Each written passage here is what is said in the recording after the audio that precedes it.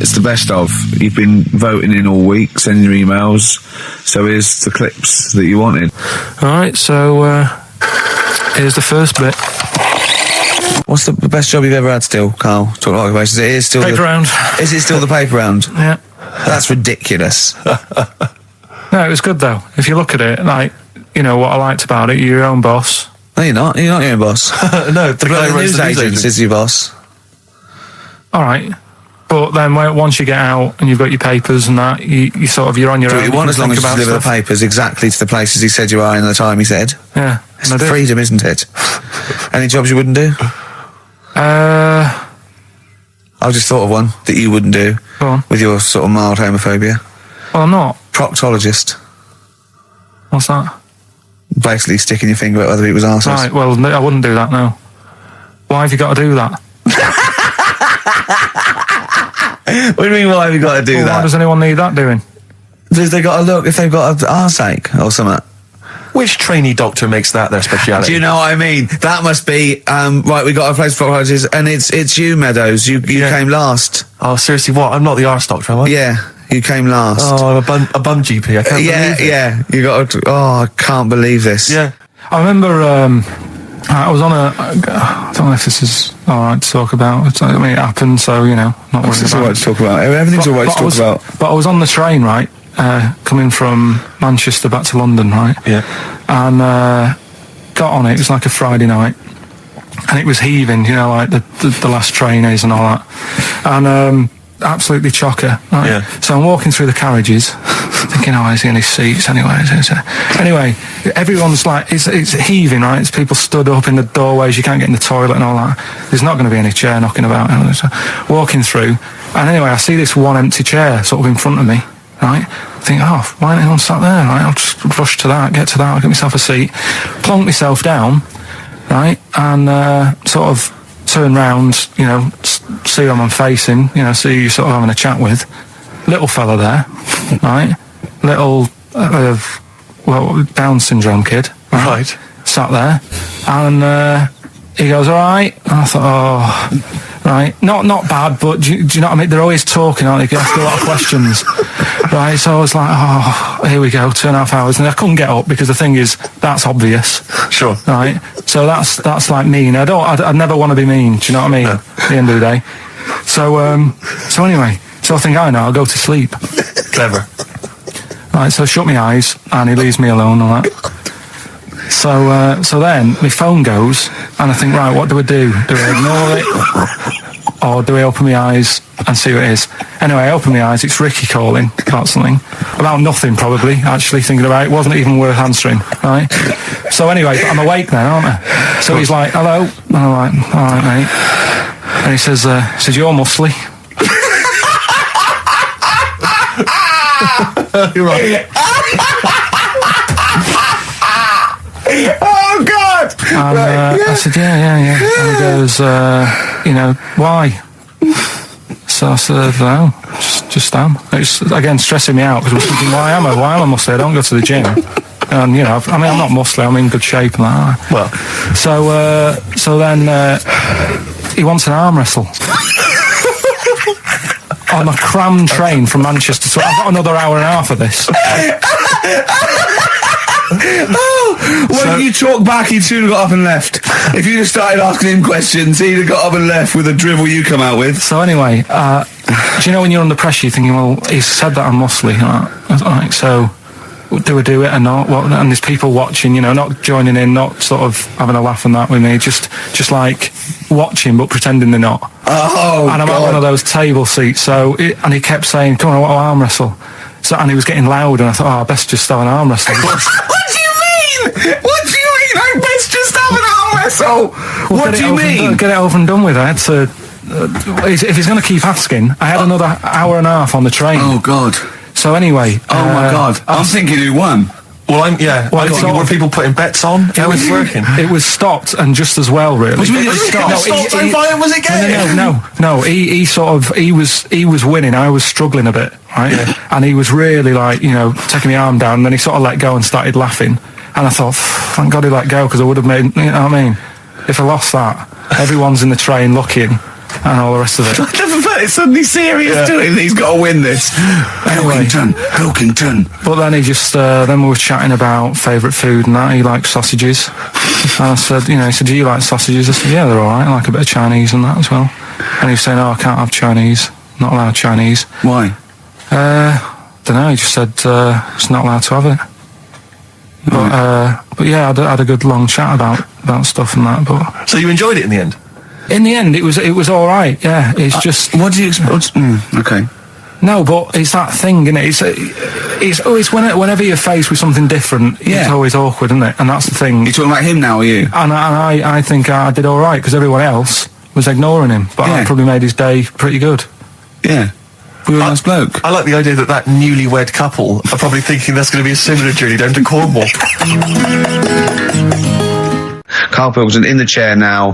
The talked about, the acclaimed Educating Ricky.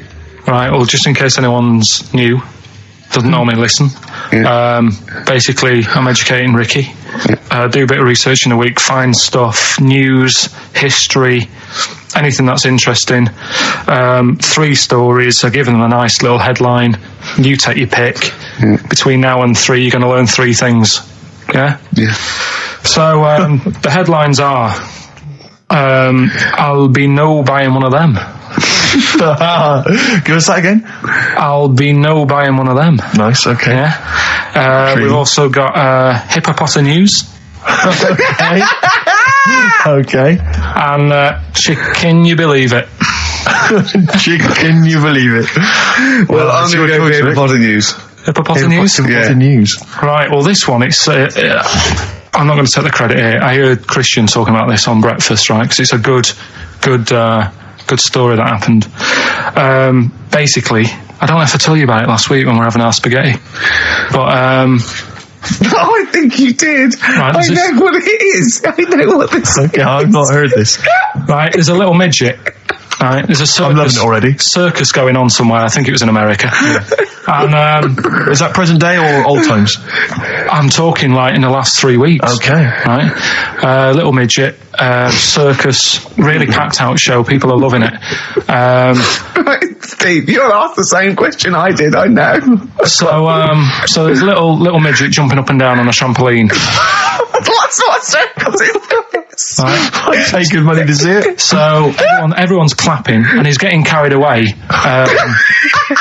Because he can't believe he can't believe they're loving it. I didn't know they'd like a little person on a trampoline, but they love me. But you know what it's like when if there's a crowd of people sort of encouraging you to sort of go higher and stuff. Yeah. And I'm sure he knew it was getting out of hand.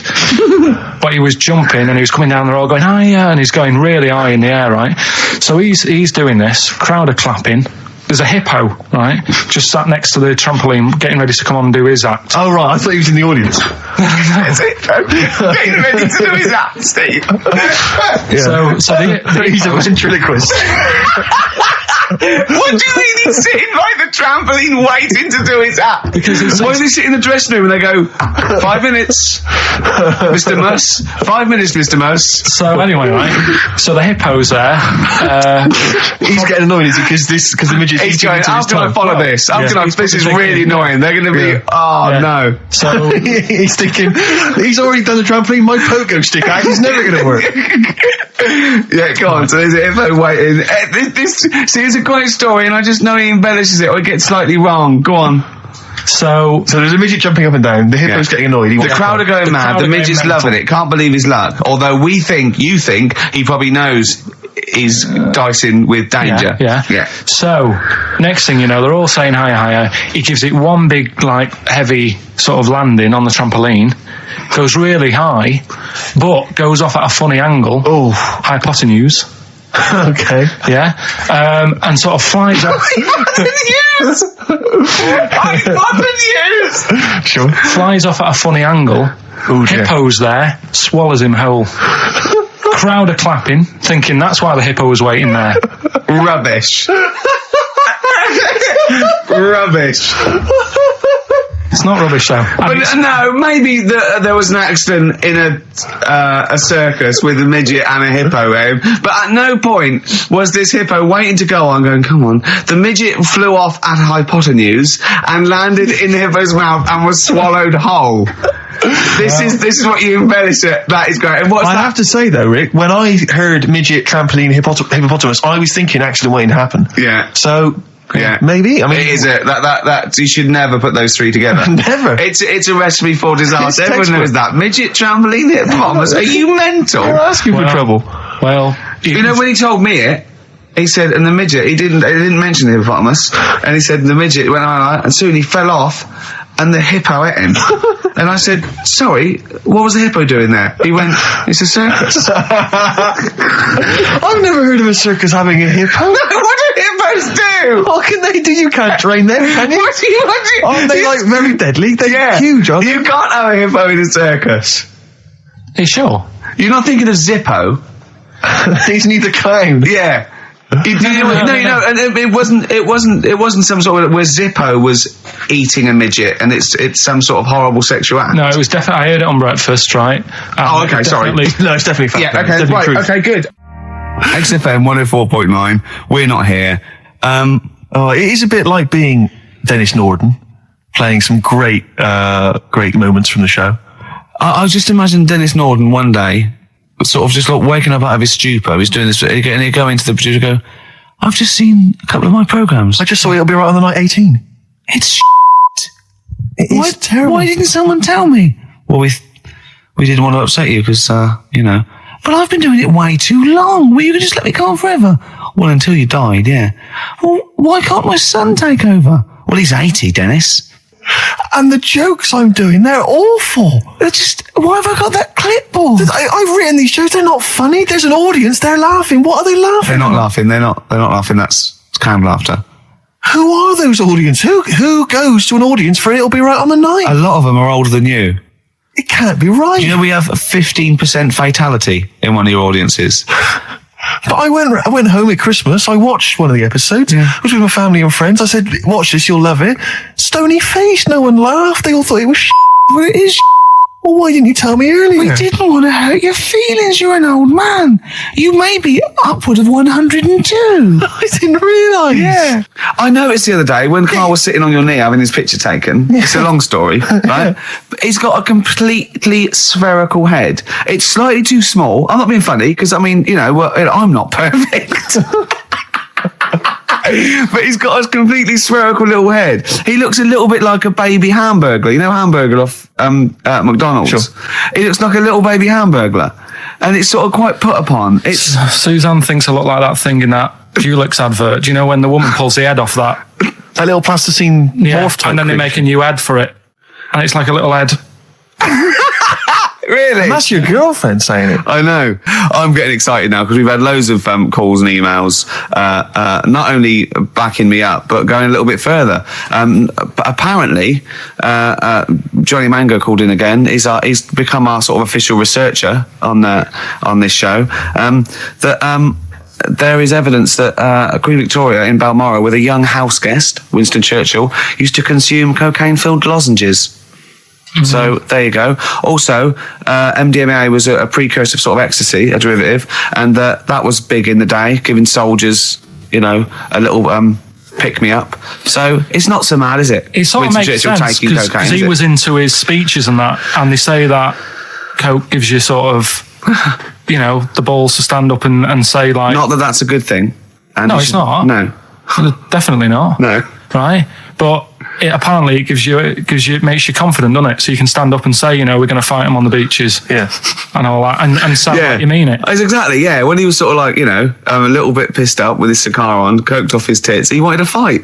He didn't care where it was. He'd fight on a beach. He didn't care. He didn't care if he got sand in his new trainers. Exactly. He was boozed up. Yeah. You want to fight. Yeah. That's why he was coming hard. He was very much, you got to think of him as the Liam Gallagher of his day. Yeah. Oh dear. Bad. Are we allowed to talk about this? I mean, I don't mean in terms of referencing drugs, but are we allowed to? Is this like libelous to Winston Churchill? I mean, one, Or you his can't family? libel the dead. Yeah, but Two, can you- it's a is lot that of only it- in America, maybe? I'm asking, and we're not saying, two, I think you'd probably going to do also a fair comment. Three, we say we were joking. Yeah. 4, it's a satire. Yeah. 5, we love him. 5, we're not condoning drugs in any way. 6, this is Dermot O'Leary's show. I didn't have a go at him anyway. I said he's all right. If there's any law against Rasputin, we might be in trouble. Law against you Rasputin. did willfully Rasputin. Yeah. All over You the did airwaves. slag off Russia's greatest love machine. Yeah. You didn't shoot him till he was dead, did you? Oh, put some poison into his I'll tell you this, wine. if there's any other historical questions that people want answered, then we're the men. Because really, with the three of us, our knowledge of the fact that the Hindenburg was filled with helium, Yeah. the kind of coke habits and various drug habits of Britain's most famous political leader, Yeah. we've got the answers to all of it. Einstein, Go on. I found out in the week that he didn't talk till he was 6. See, it's all these people who are weird. Churchill couldn't read, could he, till he was 8 or 9? Really? Yeah. So there you go. He got a D in history apparently, Yeah. GCSE. Just one better. And the story is all sort of, how he's being pushed about by his Again, wife. that's not literally. By his wife, she's wheeling him about. What do you He's mean? wheeling him about. They go to a party. Everyone sort of looks round and looks at him. What makes you think that he's in a wheelchair? What's the clues? What's the words? There's loads of little things. It's Go on. like, like I say, something about his wife walking around with me and all that. Well, of course she is. She's pushing him about. But walking around. If someone said, "Oh, she was walking around with me," I'd think they were both walking around. There's a few. But that's different not. lines. There must be another. There must be a reason why you suddenly thought that fella's in a wheelchair. Right. My wife's walking around Put with on me. your makeup, and I feel alright. No, and she's always saying, "Do you feel all right?" And that she's always asking him how he is. Yeah, but she's. Just listen. Let me play it, right? And try and picture the scene, right? But now I'm only thinking of a little fella in a wheelchair. Well, have a listen to it, Oh. and just everything that's been said. Okay. Understand why I'm thinking what I'm thinking. No, never. Right, you ready? Yeah. No clue yet. Yeah. He's just sat there watching, probably. No. There's no. Wait until he's done. Yeah, no clue. Okay. No, that's all right. Well, that's just a woman getting ready, and he's fine. Yeah, he's just sat there and he's- to me, he's got a great pair of legs. Right, well, he's sat there in the wheelchair. Watching. No, he's not in a wheelchair. Listen. Yeah. Everybody looks at him. 'cause No, he's- her. He's saying she turns heads. Shh. Walking around with him. Yeah, walking in a around with wheelchair. me. We're both walking around. Are you all right? Yeah, it's a nice thing to say. He's all right. Right? Yeah, he is all right because he's got a great pair of legs. Right, he might not have any legs and that, but he's happy. He has got legs. He has got legs. I don't know why you think he's in a wheelchair. There's no clue whatsoever. It seems to be based solely on, do you feel all right? Yeah, Which she's you just only saying say that. because they're together at a party. Maybe he doesn't know anyone else there. Leg. Right, just hang on. So he can't drive. Because he's drunk, probably. Oh, He's had is a he great though, is time. He's been dancing. Puts him to bed. Because he's drunk. Wow, is he though? He's turned out the light. His hands work. Is that it? Yeah, there's no clue. But the thing is, that's what I'm picturing. But that doesn't mean it happened. You picture people that are half man, half moth. It doesn't mean it's possible. Do you know what I mean, Carl? What you think is usually not true. Suzanne is totally right. There is no reason. I have never, ever thought that Eric Clapton was singing about a little fella in a wheelchair. And the one clue in that, there's two, isn't there? Are you all right? Well, let me say that, little cripple. Right, and I'll give her the car keys. Oh, well, why is she driving? He ain't got any legs. Pushing him around and that. No, pushing him around. So we'll do one more next week then. Could do that again. It's Oh, fantastic. Waiting on a Friend by the Rolling Stones. Yeah? Go on then, Carl. On XFM 104.9, Ricky Gervais, Steve Merchant, Karl Pilkington. Go on. Right, this one. Remember Blockbusters? Uh-huh. Right, this one is good, and we'll do this one. Rockbusters. And remember how Bob Holness used to give you a letter? Yeah. And it'd give you a question, and the answer to that question is that letter. Yes. Right, well, it works like that. So if I said to you, we'll test it out on you, Steve, right? Right, welcome to the show and that. Hello. Let's play. Right, and I say, right, your first one is W. And the cryptic clue, because it's done like crosswords. Okay. So not quite like Blockbusters. Well, this young man prepared for his death. And it's a W, so the answer. And it's not always going to be like our sort of music, it can be any sort of music that's out there. So the W is the name of the answer. I understand that, but is the answer always the band name, or is it? Yeah. It's always the band name, is it, or the artist? Yeah. And so would the W be the surname, or would you have both the initials if it was someone's name? Would Elvis Presley be EP? Don't get annoyed, Carl. These are questions that I knew would be asked. I know because he tested it on me. So you've got to tell them. Well, That's you the know point. the rules. If it was Elvis, I'd probably do E. No. Give him the answer. Give him the Right, answer. did you hear the clue? No, give me the clue again then. So the letter is It is a W. cryptic clue. It's The clue's W. fine. Listen, but- and the go on. clue is, this young man prepared for his death. This young man prepared for his death. Yeah. This young man prepared for his death. And it's a W. And it's his first name. That's what he needs Well, to see, know. that's the Yeah, but I don't... Well, shouldn't we have the initials? Wouldn't that make it easier? I mean, Yeah, but it didn't do that on Blockbusters. It just had one letter. No, they did. If it was if. The gold one they often had us for 3 or 4. Did they? Letters, yeah. But it was normally just one word. It wouldn't have been a name or something. All right, then. W. W-Y. W-Y. Will Young. Excellent. Right. I didn't understand it. What was This the young Will man, prepared for this young man. So he's sort of mixed sort of cryptic. Yeah. I mean, you know, that was a good effort. That's better than usual. No, it's that is better than It's not usual. bad, is it? So do you want to play? Let's play Rockbusters. Yeah, Rockbusters. All right. Sam, Hello. is it sounding all right today? It is. It's just about. Right. Cheers. That is worth. Right. Then. Good. And so we've got Sam on the line. Who else have we got there? So we've got Tim as well, haven't we? Hello. All right, Tim. Tim and Sam. Right, okay. You sound quite similar, lads. Could one of you affect an accent or something? Which one's Tim? Yeah, it's me. Okay, which one's Sam? It's Sam.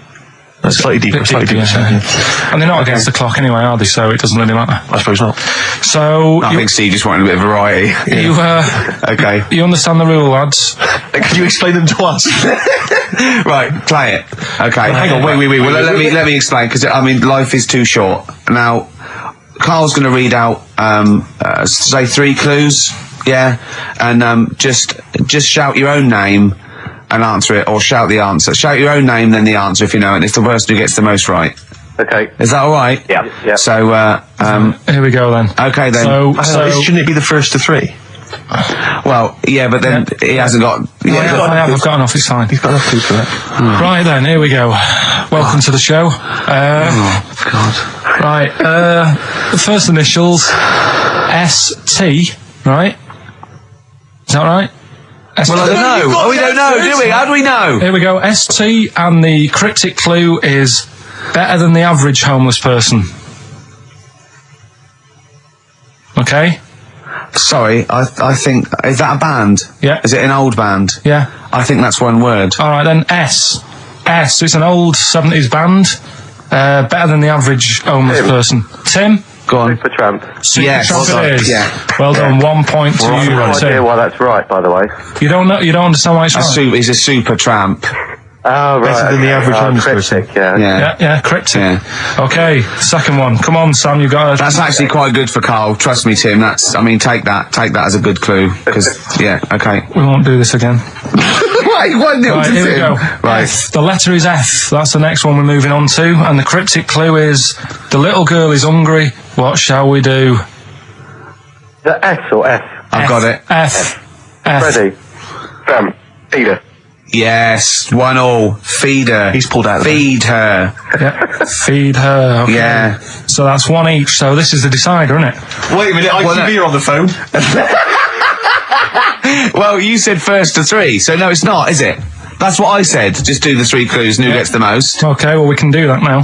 So, here we go. I love this. This is rubbish. Go on. So here's the last one. The initials are AK, right? And the cryptic clue is exploding pet. Shout out your name if you know it.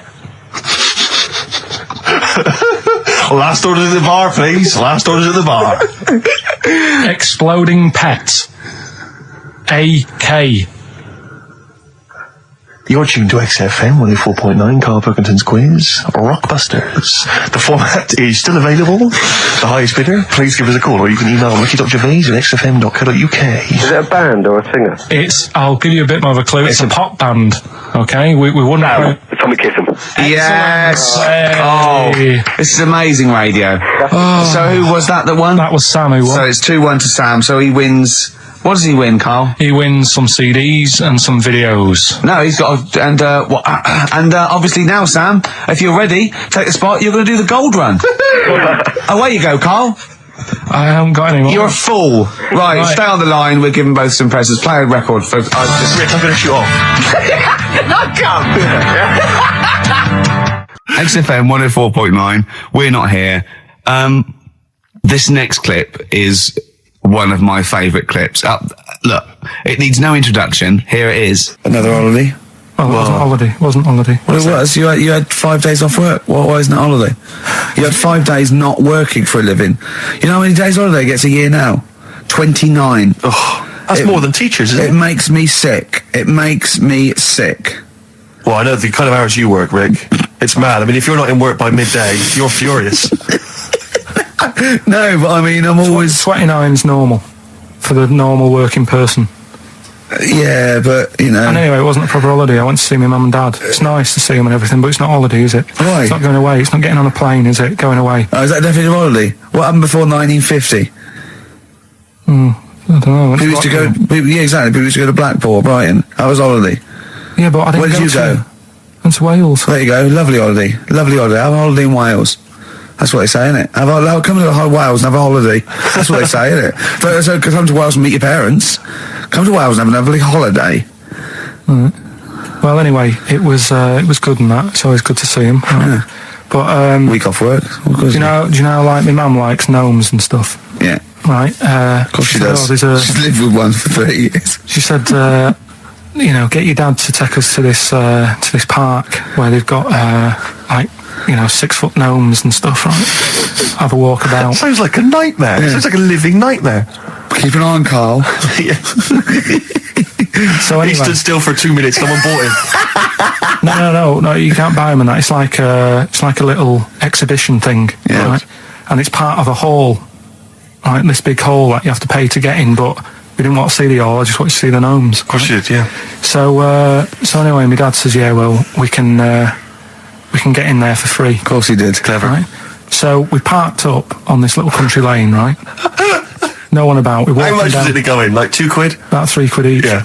But he said, well, yeah, but if you don't have to pay, do you know what I mean? You enjoy it even more, don't you, when you're walking about and you think, I've got this £3 in my pocket, no one's having it. Yeah. Right? No, looking over shoulder for a bloke with a peak hat saying, can I see your ticket, please? I wouldn't enjoy it more, no. Go on. Yeah, but you don't worry about it, do you? You got a bit of money now then, Rick. You've changed. So anyway, so we had to walk across about 4 fields. For £3. Right? And what happened was, we're walking through all these fields and what have you, big grass and muddy bits and all that, because it'd been raining, and climbing over fences and stuff. And we're in this field, right?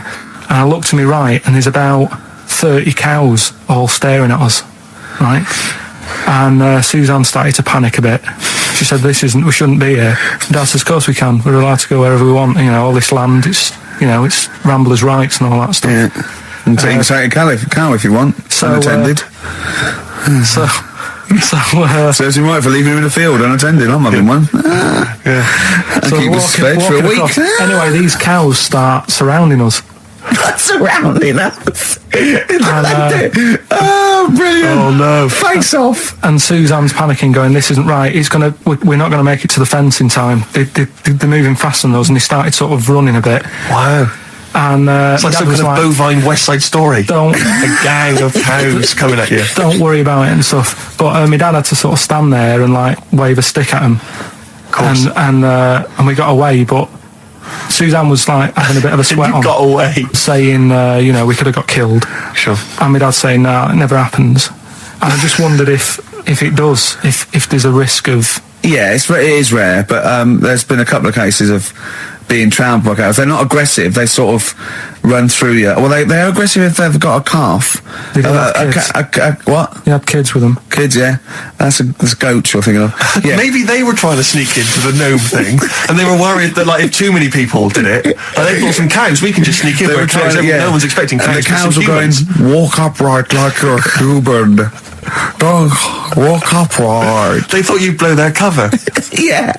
Yeah, people have been killed by cows before. Yeah, that was like the highlight, and then...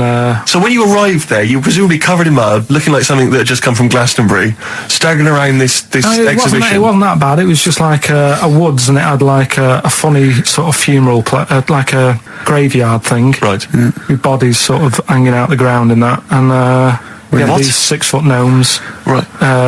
And then we just set off again, walked back. But sure this wasn't a dream? No, it was good. And called up Ricky. I said, right, are you about? Have a chat and that. So he said, I'll just come round. It's a nice day. Have a drink and what have you. So I got round there at about 6:30, right? Go up to his door, knock on his door, right? He stood there with his tackle out. Oh. Yeah, what did you make of that? What was wrong with that? What do you mean, what's wrong with that? Why were you looking at it? Why were you looking at it? I tried not to look at it. But again, you're always sort of attracted to it, aren't you? Kind of like... I've never been attracted to another man's tackle. I don't know what you mean. You can't help but have a little sly look. Especially when it's there. When you ring the bell, and I mean the one on the door, right? And that's hanging out. And does he dress to the left or the right? It was to the left, right? Yeah, it was left, yeah. Just popped it out of my shorts for him. Just popped him out of the shorts. Should have seen the state of him. Shorts on, no top, cigar. Looked like someone out of The Sopranos. It was a mess. Yeah. And then... we sat on the balcony drinking wine, didn't we? Did you pop it back in, or was it... Yeah, I popped it straight back in. I've got the laugh. Sure. I've got the laugh I wanted. Yeah. He walked in, he went, it's not that hot. Straight away, it's not that hot. Oh, brilliant. Then, was that knob news, or is there more? No, it's got more knob news. That's just a taster. Just a taster. Listen, let's play some adverts, let's play some great music, and maybe we should have some early knob news. Early knob news coming up. XFM. Do you believe in God, Carl? Don't know, don't really worry about it. It was ages ago, wasn't it? So, if he's about, whatever. Not that bothered. Adam and Eve is pretty interesting, though, isn't it? It's not. Well, how is it interesting? He made man out of dust. Then just because he could, he's having a laugh. Then he made her out of one of his ribs. Again, he'd like to vary it a little bit. Then they had 2 sons, which gave rise to the entire human race. What was going on there then? What would have happened if they didn't get on? That's interesting. Sometimes with pandas, they don't fancy the other one, do they? They go, well, that's my choice. One. You've brought me one panda from Lisbon Zoo, and I've got to shag that. What if I don't fancy it? What if they bring in a right slapper? Do you think what if it's the equivalent of like Love Island, whatever it's called? It was like Celebrity Love Island. Yeah, and they're going, I am not shagging that slapper. Every panda in the world has seen that dirty old mott in magazines. Why am I meant to mate with it? I've got some dignity. Are you talking about Adam there, or Panda? Was that... either is fine, I suppose. Pandas. Do you think that Adam had any say? When God was making Eve, was he saying, can make the boobs a bit bigger, would you? And I'm a blonde guy, I'm into blondes, really. I don't know, did he have any input, or was it just... I don't know. Well, I suppose it was one of his ribs. I know, but it's probably restricted. You go, well, I'm working with a rib, Adam. Give me a break. There's only so many things I can do. Well, he was probably in kind of intensive care, wasn't he? With the whole. They go, well, I can't just keep making the boobs and things bigger because their legs will get short. I don't mind short legs. Yeah, make the legs longer. I don't mind no legs. As long as the boobs are sizable. I tell you what's weird though, Steve. Right? Everyone's heard of like Adam and Eve. Yeah. What's the surname? Yeah, where'd they get their post from? Unbelievable. One of my uncles, right, Tattoo Stan, he's just caked in them. Right. I don't think he's my proper uncle, but it's just like my dad's Tattoo Stan. No, my dad's That's a province in Russia, isn't it? My dad's got loads of mates who. When you say he's not your proper uncle, do you know, like, when Just a bloke someone who used to comes hang around around, the all school? right, Uncle Stan? Yeah. Do you know what I mean? And there was my dad had loads of mates like that. There was John the Screw. right? So he either works in a prison or he likes to have sex. Cabbie. Cab driver. Okay. There was Jimmy the Hat. I don't know where he Jimmy did. the Hat. Yeah. And, Did he wear a hat? No. No. There was Fred the Veg. You sure he wasn't a relative? Sorry. Fred the Veg used to get us like big bags of potatoes and that. Fred Veg, okay. And there was Tattoo Stan. Right. And he was just caked in them. And I used to always look at him thinking, why have you done that? I must have only been like, 6 I or suppose 7. if you're born with a name like Tattoo Stan, Exactly. you're destined, aren't you, were really? they like a 1950s gang? I'm worried about... I'm worried about... doing a bank job. What was his name? The Hat? What was his name? Jimmy the Hat. I'm worried about Jimmy the Hat. Yeah. Not having a hat. I don't understand Are it. you sure he didn't have a hat? Not when I met him. Did he ever wear a hat? I didn't see him that much. Do you think it was a joke, like, when your mate's sort of like, 8 foot and huge, you call him Little John or Tiny? Do you think Well, the fact that he never wore Yeah, a they hat. went, hold on, I've noticed something about Jim. Go on. No hat. And I go, oh, true, let's call him Jim the Hat. Jimmy the Hat, yeah. But my Uncle Stan, he had like loads of them. He did them himself. Oh dear. And it was always that thing. God. What was it things like? He had like the cross. cut here, Cut here, on made the in neck. Britain. And if you're going to do them yourself, I'd say at least make sure you're sort of a good drawer. Yeah. And don't do it in the mirror so it comes out backwards. Well, that was the other thing. But like, I remember he did. Names are all right. He had like all his kids' names down his arm. And, what are they called? Yeah. oh God, it's Tattoo Stan Jr. Yeah. and Paul shits the bed. I'm trying to. Oh, Wabbai Kate. yeah. But he had. Frankie never amounts to anything. Oh, God. So he had like. Johnny, I don't think he's mine. So he did all this. I don't even know why I'm telling you about tattoos. No, nor do I, Carl. 50 Cent in the club on XFM 104.9. We're playing our favourite singles of the year. Yep. And we're looking back over some of our favourite clips of the year. Embrace. Glorious Day on XFM 104.9. Rick, there may be listeners tuning in thinking they've got something better to do, for instance, switching off the radio and just staring blankly at the wall for the next half an hour. But no, because what they're going to miss is our grand finale to this, which is, of course... Sponsored by Lindauer's, the sparkling wine solution to a hot summer's day. Yeah. That we're going to be firing a cork. Did you just make that up? Yeah. Pretty good. Please, yeah. Good. They're going to be firing a cork at Carl's head just for the sound. I just think it's... Huh? It's not happening. Yes, it is. You said... No, we've said it is now.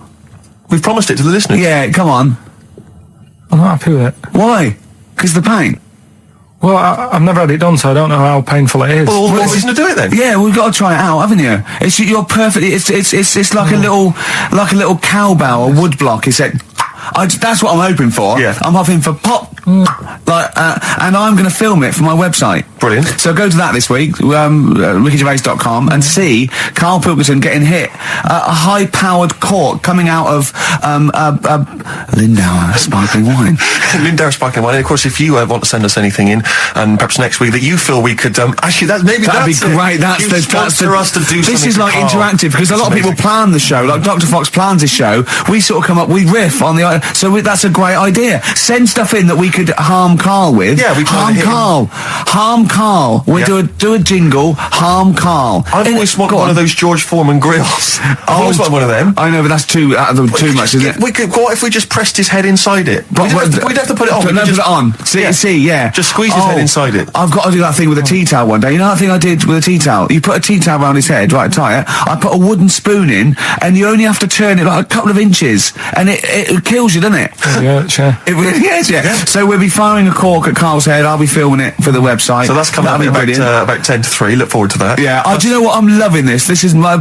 Just being in a room with him. I just can't. I want to squeeze his head. XFM 104.9 playing Green Day. The studio's falling apart. I know, his microphone broke. I'll be honest with you, Rick, I don't know why Lindauer's, the sparkling wine, want to be associated with this shambles of a show. It is falling apart. This is awful, this studio. It's got to be fixed.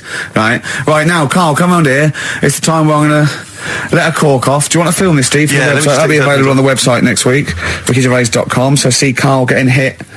One bloke suggested we leave the metal cap on because it's get a better pitch, but we take that. He's straight. It's dead out. Let's get the camera ready. Get the camera ready. Ready? So if you just joined us, we are using some Lindauer's sparkling wine to basically, what can I say really, fire a cork at Carl's round ready? head. Hang on a sec, let me just put the headphones on. All right, film this then. Okay. It's in position. Look. Just firing up. Okay, Carl, come on there so we can see your head a little bit. We want to get the noise, the microphone there. Right, ready? Hold on. Good. So you're just doing it. Hold on. Now, it's in position. What if it... Oh. Ready? Yeah. Oh, God, it... Oh, no!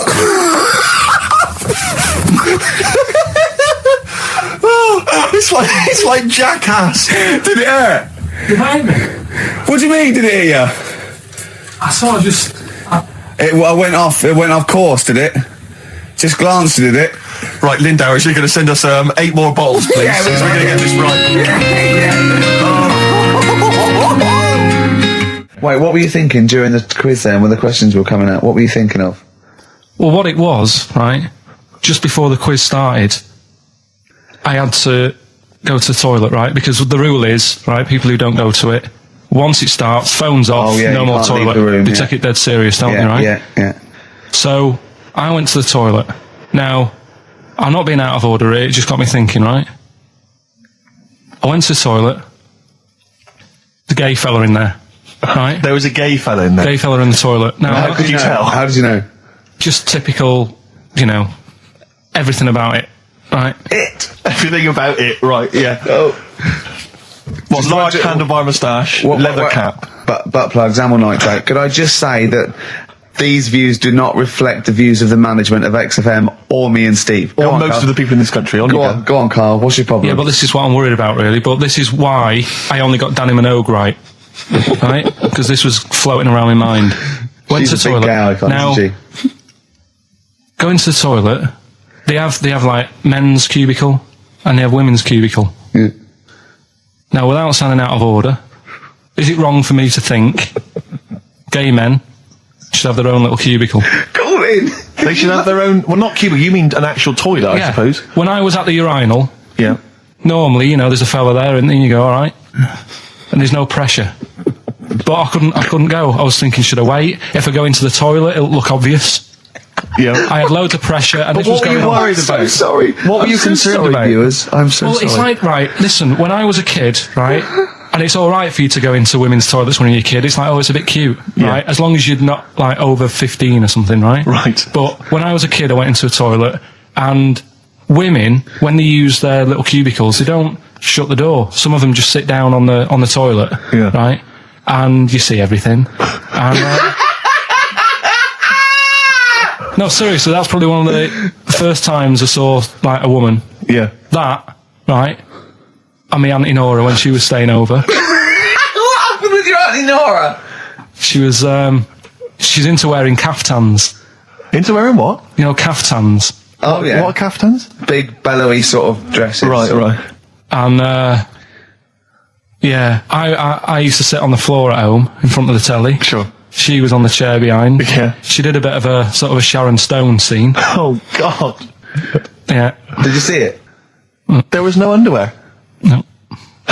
What age were you? What was it like? What age were It you? was like a ripped tennis ball. Right, we're off air. Either that or put us in for the Sonys. Okay, what's the next one? What's the educating Well, Ricky? I don't know. See, like I say, I was looking around and there's stuff that is interesting. Right, I was looking on the web. But there's no point. Well, it's just that I found one about What's the point? about a lad who 8 years old, but he's still breastfed. Now, I don't know if you can get anything out of that. Is that what his mum said?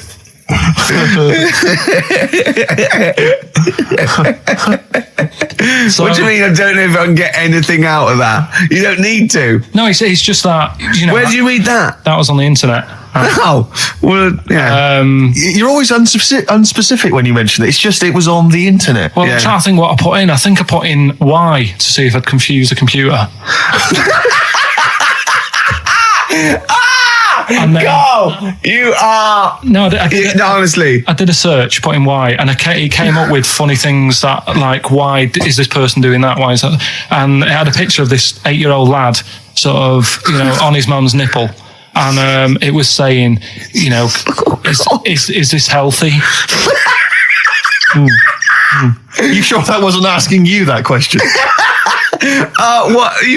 I put in why? Just confuse the computer. Like, the computer go, what do you mean? Yeah. Stop it. Yeah.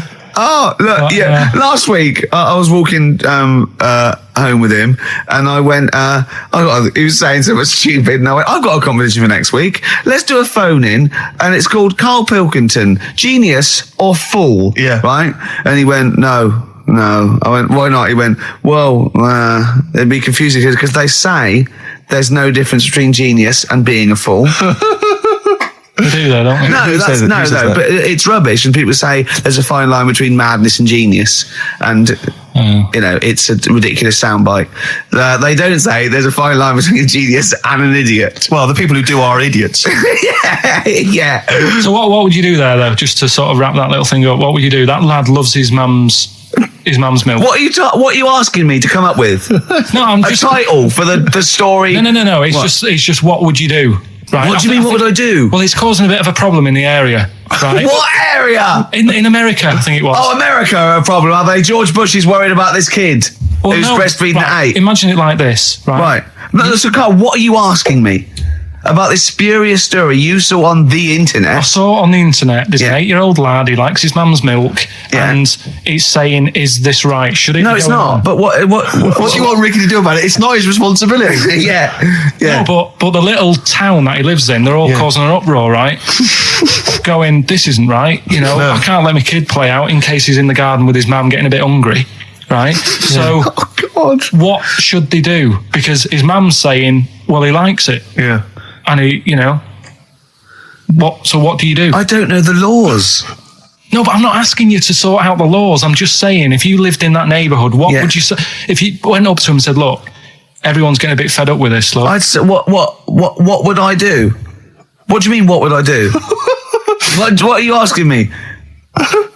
Right, it doesn't matter. No. What are you asking me? What are you asking me and Steve and the I'm public? just saying, say if you live next door to this woman, Yeah. right? The kid's hungry, 8 years old. He's out playing on his bike and he goes, Mum, I'm getting a bit peckish. And he goes, all right, son. She whops one out.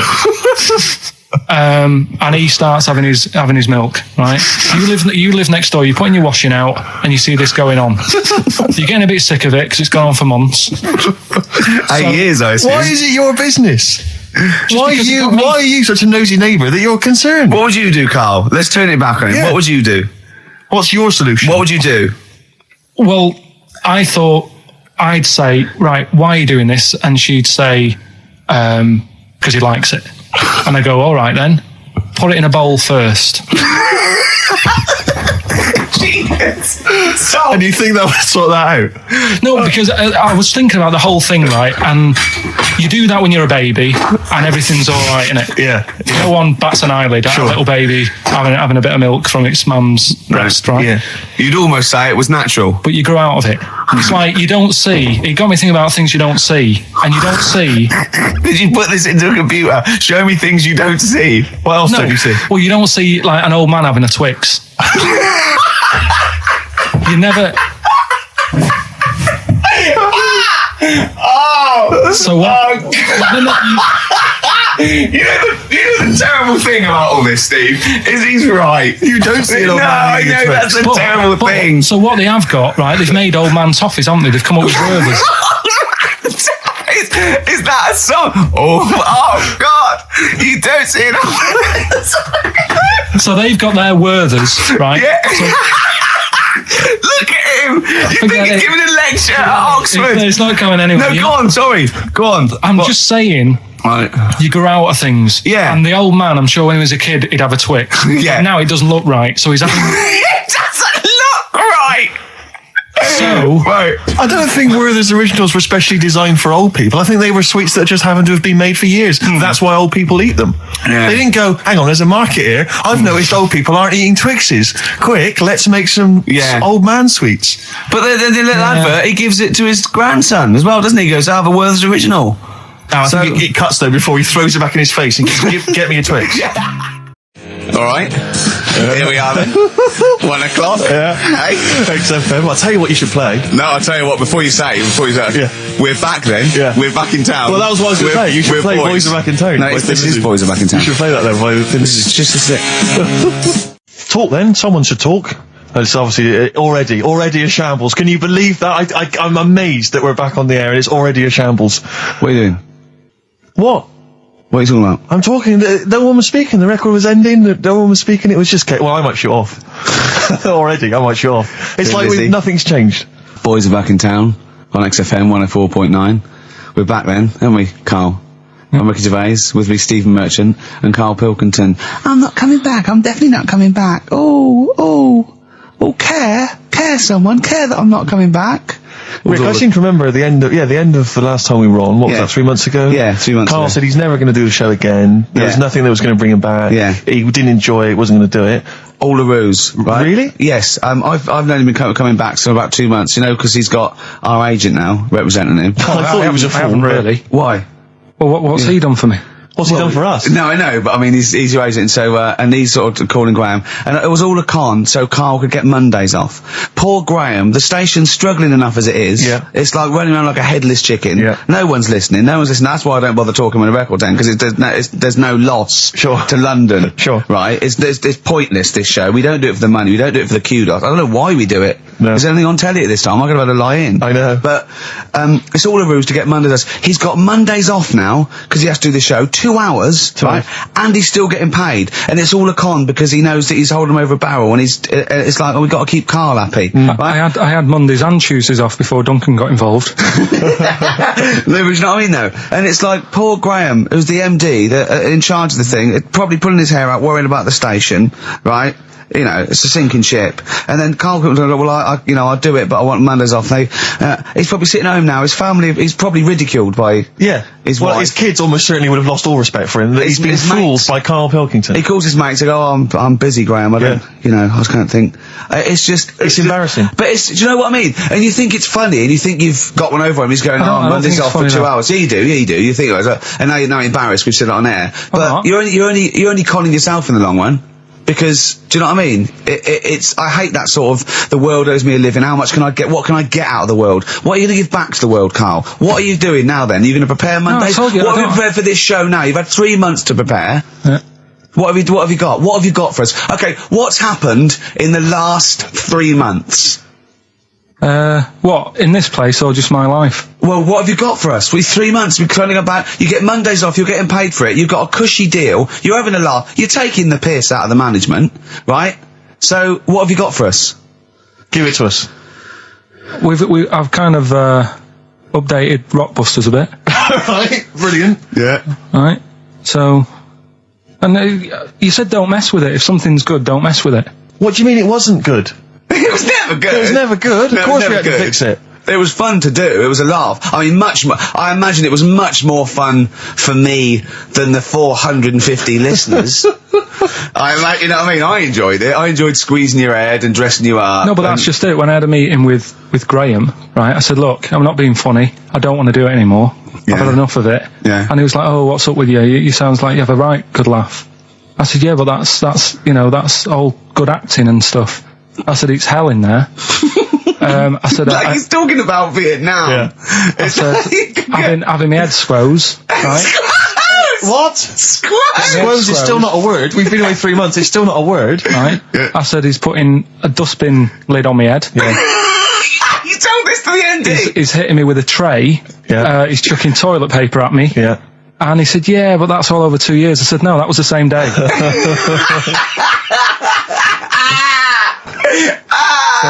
Okay then, what has changed in 3 months? They're listening. They've been listening for 6 minutes now. Come on, give us something. Bit of Nickelback. What's happened in 3 days? 3 months? What, in my life or in here? Nothing's happened here. Nothing's changed here. Right. But I don't know. Do you know last time we were on? Yeah. Right. And I was telling you about the woman over the road where I live. The one that walked around naked? There's a woman who walks about the flat naked, This right? is when Carl was watching a woman naked. Then she looked at... saw him looking. So what he did, this is the genius he did to get out of this, he pulled his pants down so he was naked too. His girlfriend comes in and goes, Carl, what are you doing? He went, I can't tell you now, but don't look out of the window. Yeah, go on, sorry. That woman, she's bought some blinds.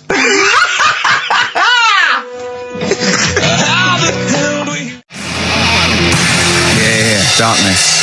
I believe in a thing called love on XFM 104.9. I'm Ricky Gervais. You're Steve Merchant. Sure. That's little Karl Pilkington over there. Where is he? There he is. There he is, yeah. All right. Yeah. Hey. Back together again. The old gang. Yeah, it started last week. Yeah, I think triumphant return. I think it went well last week, didn't it, Carl? Good show, wasn't it? You loved it, didn't you, Carl? Brilliant, right? Yeah? Yeah. Now, you weren't speaking to Suzanne last week at this time because you said she had a haircut, probably quite an expensive haircut. She's a lady in media. She's got to look good. She probably doesn't go to the barber like you or just shave it at home. Probably spent quite a little bit of money on it. She came home. She thought, well, my sweetheart, my lover, my sweetheart, you know what I mean? The man in my life is gonna love this. Well, he adores everything about me. He's going to love my hair. She walked in. Hello, Carl. All right. You look like Dave Hill from Slade. Is what Hugh said to the poor woman. And then talked about it on air. She was furious about that. So what did you do? Carl? She did listen, yeah. She wasn't happy. And she heard you slagging her hair off? Yeah. And she, well, what So this is probably annoying her now. Well, no, it doesn't matter. We can do a lot today because she's at work. So, and of course, no one's going to tell her. Let's have a chat about a fat ass, shall we? Hold on. Oh dear. You are in so much trouble. That's... Look, he's realised he is a little bit worried. Oh, didn't you go and buy her a coat or something? Took her out on Sunday and treated her to a new coat and that. Yeah. But I offered, I said as well, I said I'd pay to have it done again. Oh no! Carl, you have... Oh God! Oh my Christ! So she listened to the show. What did she say? You got home, she'd heard you slagging her hair off. Imagine that. He thinks that's a good thing. We've won the pools. Brilliant. What are we doing? Well, you can have facial surgery now, love. It's sort of like, it's just, Christ. You offered to have it done again. Unbelievable. Yeah. But I got home and she's like all being moody with me, right? Yeah. You thought something's wrong, she must have listened to the show when I was slagging off her hair. His first thought was she's probably looked at herself in the mirror. She agrees with me. Yeah, that barber's been round again. Yeah. And she just said, oh, that wasn't very nice of you, was it? Oh. So I just said, hang on a minute. I said, that's what we do on the show. When I'm slagging off, Chinese people looking old or whatever, I said, you never interfere. Sure. I love the fact. She's got to get her priorities right. I love the fact that she's in the same queue as a billion people you've never met. Yeah. That's fantastic. She's in the same queue. Well, look, you didn't complain when I was slagging off. Carl, I don't think Carl has ever admitted he might be in the wrong, ever. Certainly not to your eye. So did you admit... That is so true. Isn't it? That is so true. He's never admitted that he might be in the wrong. So did you, in this instance, agree that maybe you'd overstepped the mark? No, I just said she took it badly. Do you know what I mean? It's only a haircut. Yeah. Yeah. Well, Steve, you haven't seen it, so you can't start interfering on this one. No, okay. No, I haven't seen it, but I very much doubt she looks like Dave Hill from Slade, who, if unless I'm mistaken, used to cut his hair with garden shears blindfolded. Well. So, you know what I mean? And did her teeth stick out and she started to speak with a Brummie accent as well? No, I've got used to it now anyway. So, and so did you bought? So at some point you came crawling back and you said, "Do you want me to buy you a coat?" I just said, "Let's leave that. Let's go out and have a good weekend." Sure, but get your hat before we go. And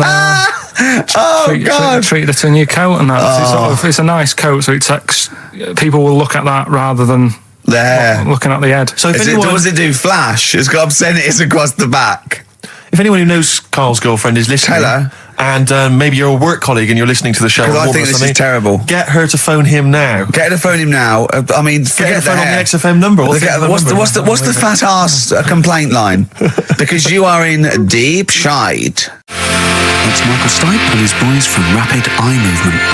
Bad day. I hope you're not having a bad day. It's Saturday. It's 1:05. I'm Ricky Gervais with me, Steve Merchant and Karl Pilkington on XFM 104.9.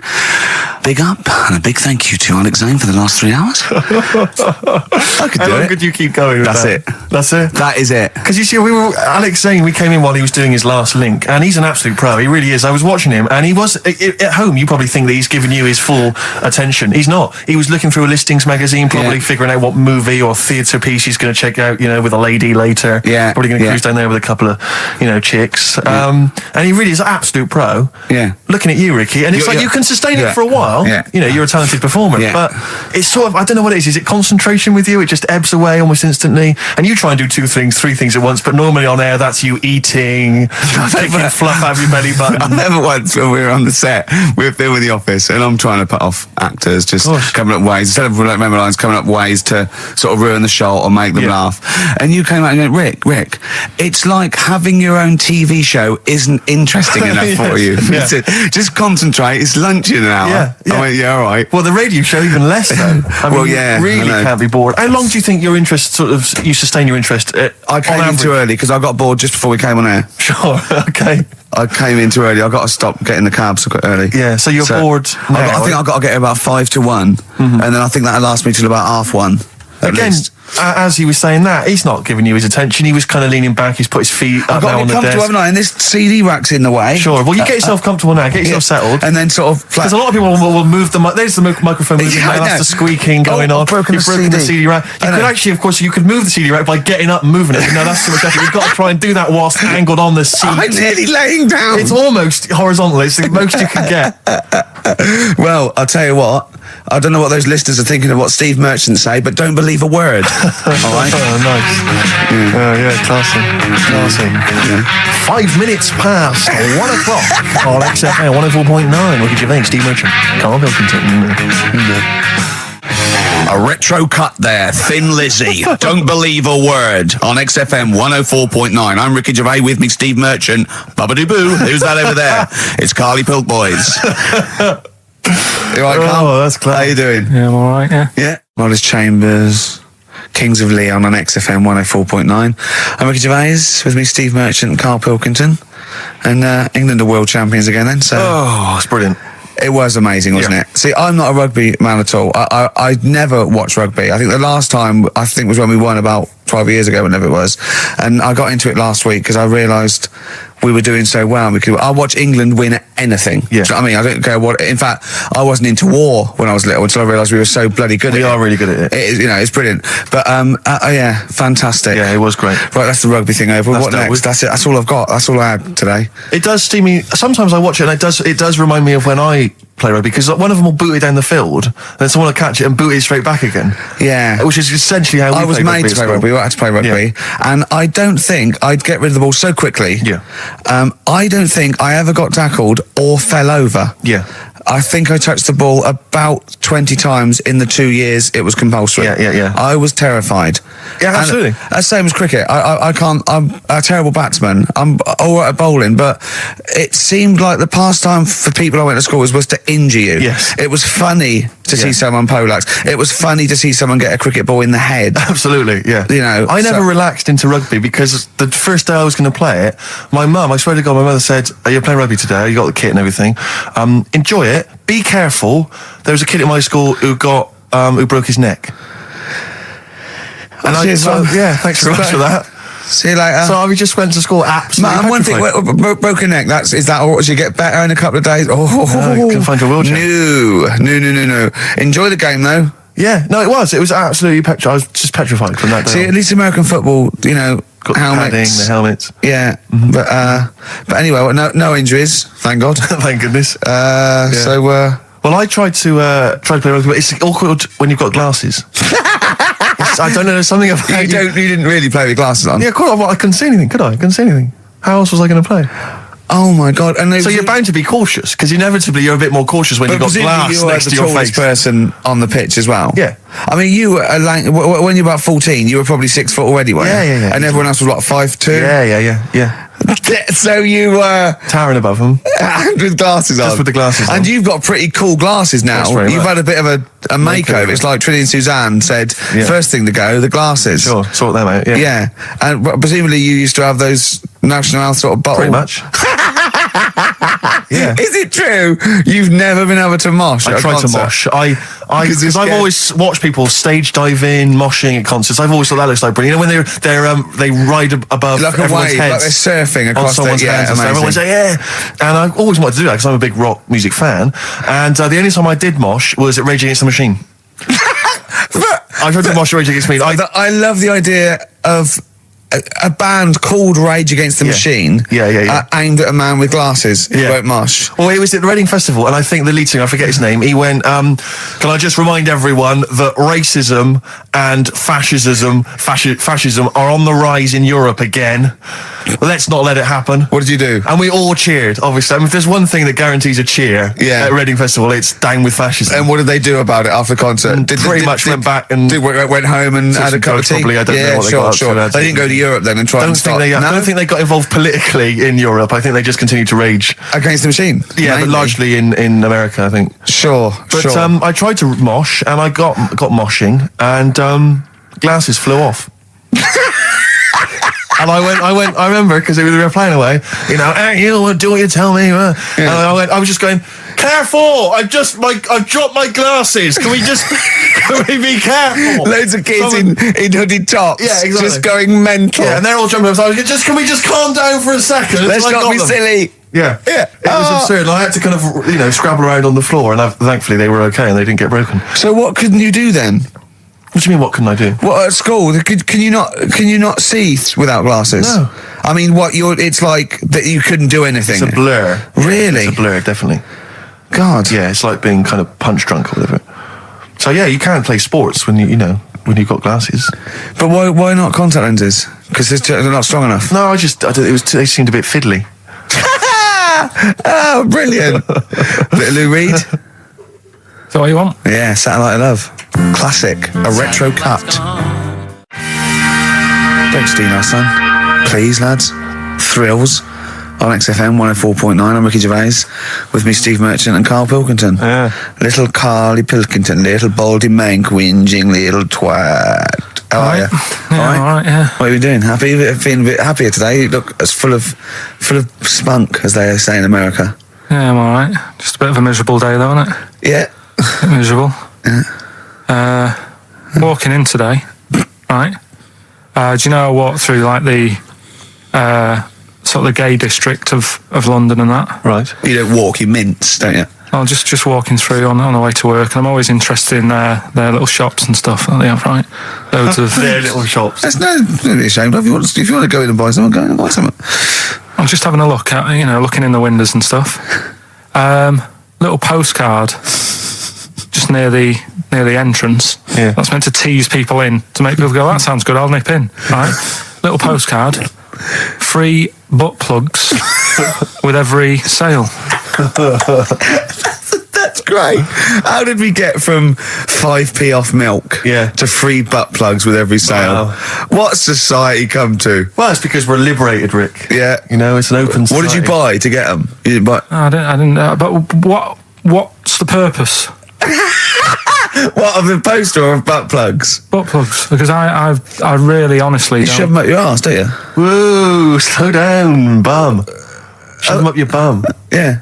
But when is that? Just like when you're doing whatever, doing stuff around the house, or I think it's not to keep things out. Is it like you would use a plug in the sink to keep, the water in the sink? Oh, if you're not gay. Get that? Oh, yeah. No, I know what you mean, yeah. I don't know. No entry. What is it? I mean, I don't understand what I that's don't know. I assume it either feels good or are they... well, I've got to be careful here. Or are they sort of like breaking it in? Right, yeah. Do you know what I mean? like it's like a shoehorn, or you know, it's like when you stick paper in your shoes if they're a bit tight. Or those people who sort of like put little bits of wood in their lips, and then as soon they've got big plates in their lips. Yeah. Same as the butt plug. It means you can, you know, you're ready for anything. I don't know, do I? Look at Carl's face. Well, if you know what butt plugs are used for, then why not get in touch? Ricky.Gervais at XFM.co.uk. What do you think? If there's any, I can't believe we're already on this subject. I know. It's 5 past 1 and we're I was gonna say then, if there's any people who use butt plugs, and I was thinking that Carl would have said, well, they're not up yet, because they go out late. No, but what is it? We're award-winning people. We've written a TV not on show. radio though. Not on radio. We're rubbish on radio. I know, but We've got nothing to lose. But I always say to you, Steve, that I like educating people and that. Now, the way I see it is I didn't know what they were. Let's phone to go. Someone might know about butt plugs. All right, we'll get to get them on. Get them on. Ask them. No, because they might say something dodgy. Oh! Yeah, whereas, what have we just been doing? Just take a chance. Take a chance and tell them not to swear. Well, you tell them. Okay. Right, Steve, I haven't got my headphones on. Hello, who's that? Hold on. Who, sorry? Nicholas. Nicholas, hello, mate. You're not going to swear, are you? No, I'm not going to Keep it clean. Yeah. Keep them keen. What were you calling about? I'm phoning about your plugs. About, not my plugs, but your plugs in general. What, do you know much about them? No, Are you a plug user yourself? No, I'm just thinking if maybe you've got some gay friends and you're spending the night at their place, you might want to use one. Right. What, you mean experiment with them, or...? No, so you can make sure they're not going to do anything while you're asleep. Could I suggest, just lock the door? I mean, that is easier to me. Can I make a bigger suggestion? That's probably the most homophobic thing we've had said on the show today. Thanks very much for your call. Right, okay, good. Well, that's why we shouldn't put people on the line. Just, without checking first. I think Carl's made a good point. That's the calibre of listener we've got. Jet, are you going to be my girl on XFM 104.9? I'm Ricky Gervais, with me Stephen Merchant. Over there, little roundy bald head of Karl Pilkington. Good news and bad news. Good news is, boys are back in town. We're here for 2 hours. Hello.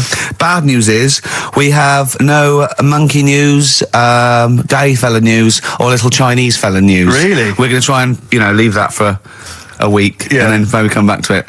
Yeah. Why do I get the feeling that within 20 minutes we'll be talking about little gay Chinese monkeys? Carl, think of that. We have got monkey news. Have we? Oh, yeah. So we've already broken that promise. Oh, okay. I thought we were going to try and sort of talk about something else. I've just done Jonathan Ross show, and they don't talk about the same things every week. It's weird. It is weird. But, or as Carl says, weird innit? Yeah. So, gave this show about 5 plugs. Nice one. Yeah.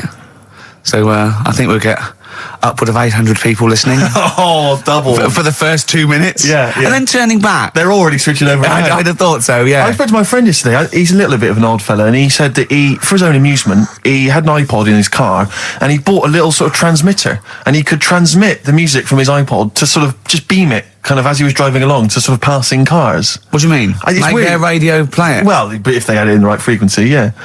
Pointless, completely pointless, but not dissimilar to this show, I imagine, in terms of the number of listeners. Yeah, but I was going to say, what's the chances of people having this frequency Absolutely on? pointless. So it's probably about the same, yeah. Do you know what it reminds me of? When I was young, I wanted to get into radio. I was excited in radio. When I was sort of in my, I don't know, it was 11 or 12, my friend and I, we got a little mixing deck, and we used to host our own radio show. Brilliant.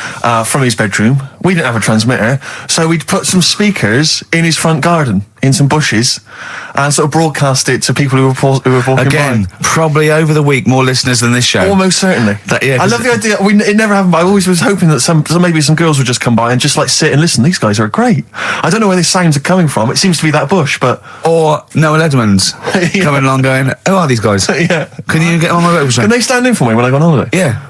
I did I did sort of pirate radio. No, go on. Got into hospital. Yeah, the normal radio, but you had an eye patch on. Go on. Dad was in hospital, right? And he was having some operation done, right? And went to see him and didn't have that much to say to him, right? So I was sat there. Well, it's awkward though, isn't it, when someone's ill? Yeah, sure. and you don't know. Boring, isn't it? Boring. So I was flicking around on that little radio thing they have. Yeah. And I heard like they had a radio station in the hospital, so I said, I'm gonna go and join this. So I wandered off to go and find it. Yeah. Sort of joined that, did a little show on there. Thought I can sort of get out to the masses here. My mate made a little transmitter, did a little pirate radio show from the got kicked out because they found out, and apparently I put the station at risk because all the stuff could have been taken off us. But from Little Acorn, 16 years later, he's on a show with less listeners. Yes. Brilliant. Can you imagine if you've gone into hospital, you're already pretty depressed, there's the fear of these super bugs in the hospital. Yeah. Maybe you've got some quite serious illness, you know, you don't know if you're going to make it. His voice is what you hear to cheer you up. All right, weird, isn't it? I saw a programme about a parasite the other night. Yeah. Apparently, they get in through your eye and eat their way up through your genitals. Anyway, You here's think you've got it Radiohead. Yeah, exactly. Play a record, Carl. Bit of Stone Roses, yeah. Oh, Fool's Gold. Classic. Stone Roses, Fool's Gold, XFM, 104.9. Brilliant. Can't help but notice you've brought some sandwiches in, Rick. What's in them there? Cheese and onion. Cheese and onion? Yeah. Because I've never, ever seen you make sandwiches before. I've seen you take a piece of bread out of a loaf and sort of fold it in half, crumbs everywhere. Well, Jane made that for me because I was in a bit of a hurry. I didn't think for a minute that you Why? made Because it looks yourself. neat. Well, they're wrapped in the tin foil. A knife has been used. As opposed to chewing round the baguette. Exactly. Yeah, breaking it in half. Yeah. A la Albert Steptoe. Yeah. Brilliant. Yeah. Nice. It's great, but the onions are strong. Are they? Making my eyes water. Yeah. If I go and breathe on you, it'll cure any sort of skin disease you might have. Skin disease. We watched that, Carl, you know, that Carl was raving about that thing about parasites, about worms coming out your brain and that. And I watched What is this? Is it a TV show? Yeah, called Body Snatchers. Right. And it was pretty fascinating. And, I mean, amazingly shot as well. I mean, it's got to win an award for photography. Yeah. And there was one bit that this little girl had been bitten by a mosquito and laid her eggs, and it went to the doctor. She had a lump on her neck, like a boil. And they pulled it out, and it was like a bullet, this maggot. And they put it down, and it was wriggling in her blood, right? But the hole left was sort of aesthetically pleasing. You know, like that feeling you get, like, I once had an ingrown hair, and I quite liked it when I pulled it out. And it's a perfect little hole. And I thought, I wouldn't mind having those as long as they sort of like healed over. What are you talking about? I don't know. It's weird, isn't it? But why would you want a hole in your body? No, it's got pulling something out, sort of like pulling something out of your body. It's I sort don't of know what you're cleansing, talking isn't it? No, but it's sort of like, I don't know what This is it. You watch one programme recommended to you by Carl, you've turned into Carl. You want a hole in your body? No, it was like, you know, like squeezing a really good sort of like spot. I mean, I haven't squeezed spots for ages, and I'd never had spots, but maybe that's it. I didn't have spots. Right. And I always thought that'd be nice, squeezing a spot. I don't know what you're talking about. Why would these things be pleasurable? Why would an ingrowing hair? That's yeah, great it was good. fun. That was good, because I got it. It was like a little lump, and I pulled it, and then it pulled out, and it was like left a little... I know what you mean. Because I get thick hairs and like really... Oh, when they come out, it's like a bit of wax. Yeah. Like putting out a little candle. And I love that. What? Yeah. Because I've got not much hair on my head, No. right? It sort of grows thicker on my face. No, not true. Sure, but go on. Yeah. No, it does. Not true, baby. Go on. No evidence for that. Just made it up. So it grows sort of thicker on my neck and that, and now and again I'll see like something that's like a twig, right? It's really thick. Yeah, you feel it, and you think, oh, I'm going to have that. And then you work at it, and then when you get hold of it, it's brilliant. It's like pulling out, it's fantastic. It's waxy and build up, and it pulls it out, and it stretches your skin, and it leaves a hole. I've just realised why we talk about Chinese people, monkeys and gays every week. Right. Because this is a sort of replacement. This is what we've got if we're not talking about them. But it was great as well. And there's this parasite, right, that lives in a fish, right? And what it does, it changes the fish's behaviour. Because to breed, it has to get its body temperature up, so it has to get into a bird. Right? What needs to get into the bird? The fish? Parasite. To the parasite needs to get into a bird, yeah. right. So it changes the behaviour of the stickleback, and it makes the stickleback sort of suicidal. So the stickleback doesn't flee when it sees a heron, it gets caught. Right. Because this stickleback has changed its behaviour. And Carl didn't quite understand this, I did still you? don't really get it. I watched it and you see like the fat fish and that and you go, oh, it's not well. But I don't understand. Well, all it does is, it has to get into a bird because it has to breed, to lay its eggs, it has to have a raise of body temperature. So the fish is cold-blooded, so it has to get into a bird which is warm-blooded. There's lots of things, there's certain things at that level. Why is it doing that? Because it needs the temperature. It needs the heat energy for its reaction. Just like For example, that's why your balls are on the outside. Because the cells have to be a certain temperature to survive. I don't know if it's the sperm or Sertoli cells, but they have to be a couple of degrees below body temperature. Otherwise, they'd be in a nice cage and we wouldn't get kicked in the nads. What do you mean? That's why your testicles are on the outside of your body. They have to be a couple of degrees below body temperature.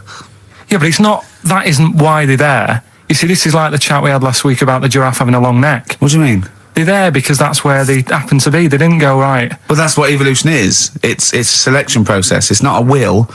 The balls didn't say, look, I'm too hot, let's get us outside. Let's get outside of here. All right, hang on a minute then. What? So a little man monkey, right? Theirs are in the same place as ours. Yeah. But they're walking around naked, so it could be anywhere. They could be like on the back. It doesn't matter where they are. They call it, well, they could be on the back, yeah. So why aren't they? This is a completely different... Steve! You started it! I wash my hands of the whole affair. And we're not only back to balls, but we're back to monkey balls. Yes. In one thing from about parasites, we're back to monkey ball news. Yeah. How do we get back to chimp testicle news? All right then. So this worm's in a fish. Yeah. It's like a little platyhelminth. I think it's some sort of. But what I mean is, why are they about? What do you mean? They Why? evolved. But why haven't they died out? Because they're very successful. Yeah.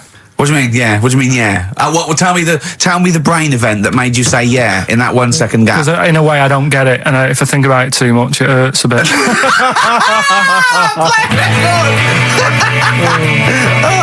They've just been around for years, Carl. Yeah. Like Cliff Richard or something like that. Yeah. Roll Over DJ by Jet on XFM 104.9. I'm Ricky Gervais, with me Steve Merchant and Karl Pilkington. All right, Karl? Yeah. Bit miserable today, Karl. Let me explain why. Go on. Steve, and to you, the listeners. Well, we came in to a big bunch of stuff. Dropped off was it Becky from Marks and Spencer? Just like lovely stuff.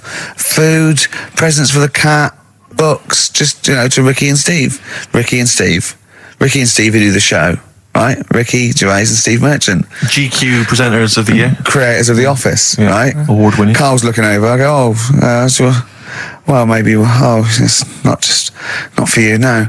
And then he told me why he's grumpy anyway. Go on. Do you know what XFM are giving everyone? How long have you been here? About 6 years. What are you getting for Christmas from XFM? 2 CDs. Is that of your choice, or do they choose them? There's a list of about 30. Right. Tell them what you chose. 30 CDs. I've gone for Kings of Leon album. Yeah. And the best of Bob Marley. Haven't we given them away in the past or something? Or you could have burnt them off, couldn't you? You could have done copies. Illegal, but you could have done that anytime you wanted. I don't think Bob Marley minds if you bootleg his CDs. It's out of order though, isn't it? It is bad. Although Is that always the case? Has it always been the truth of all the time you've been here? No, it has been better than this. Yeah, although you do get paid quite well and you do have an easier time. Yeah, but don't give me the CDs then.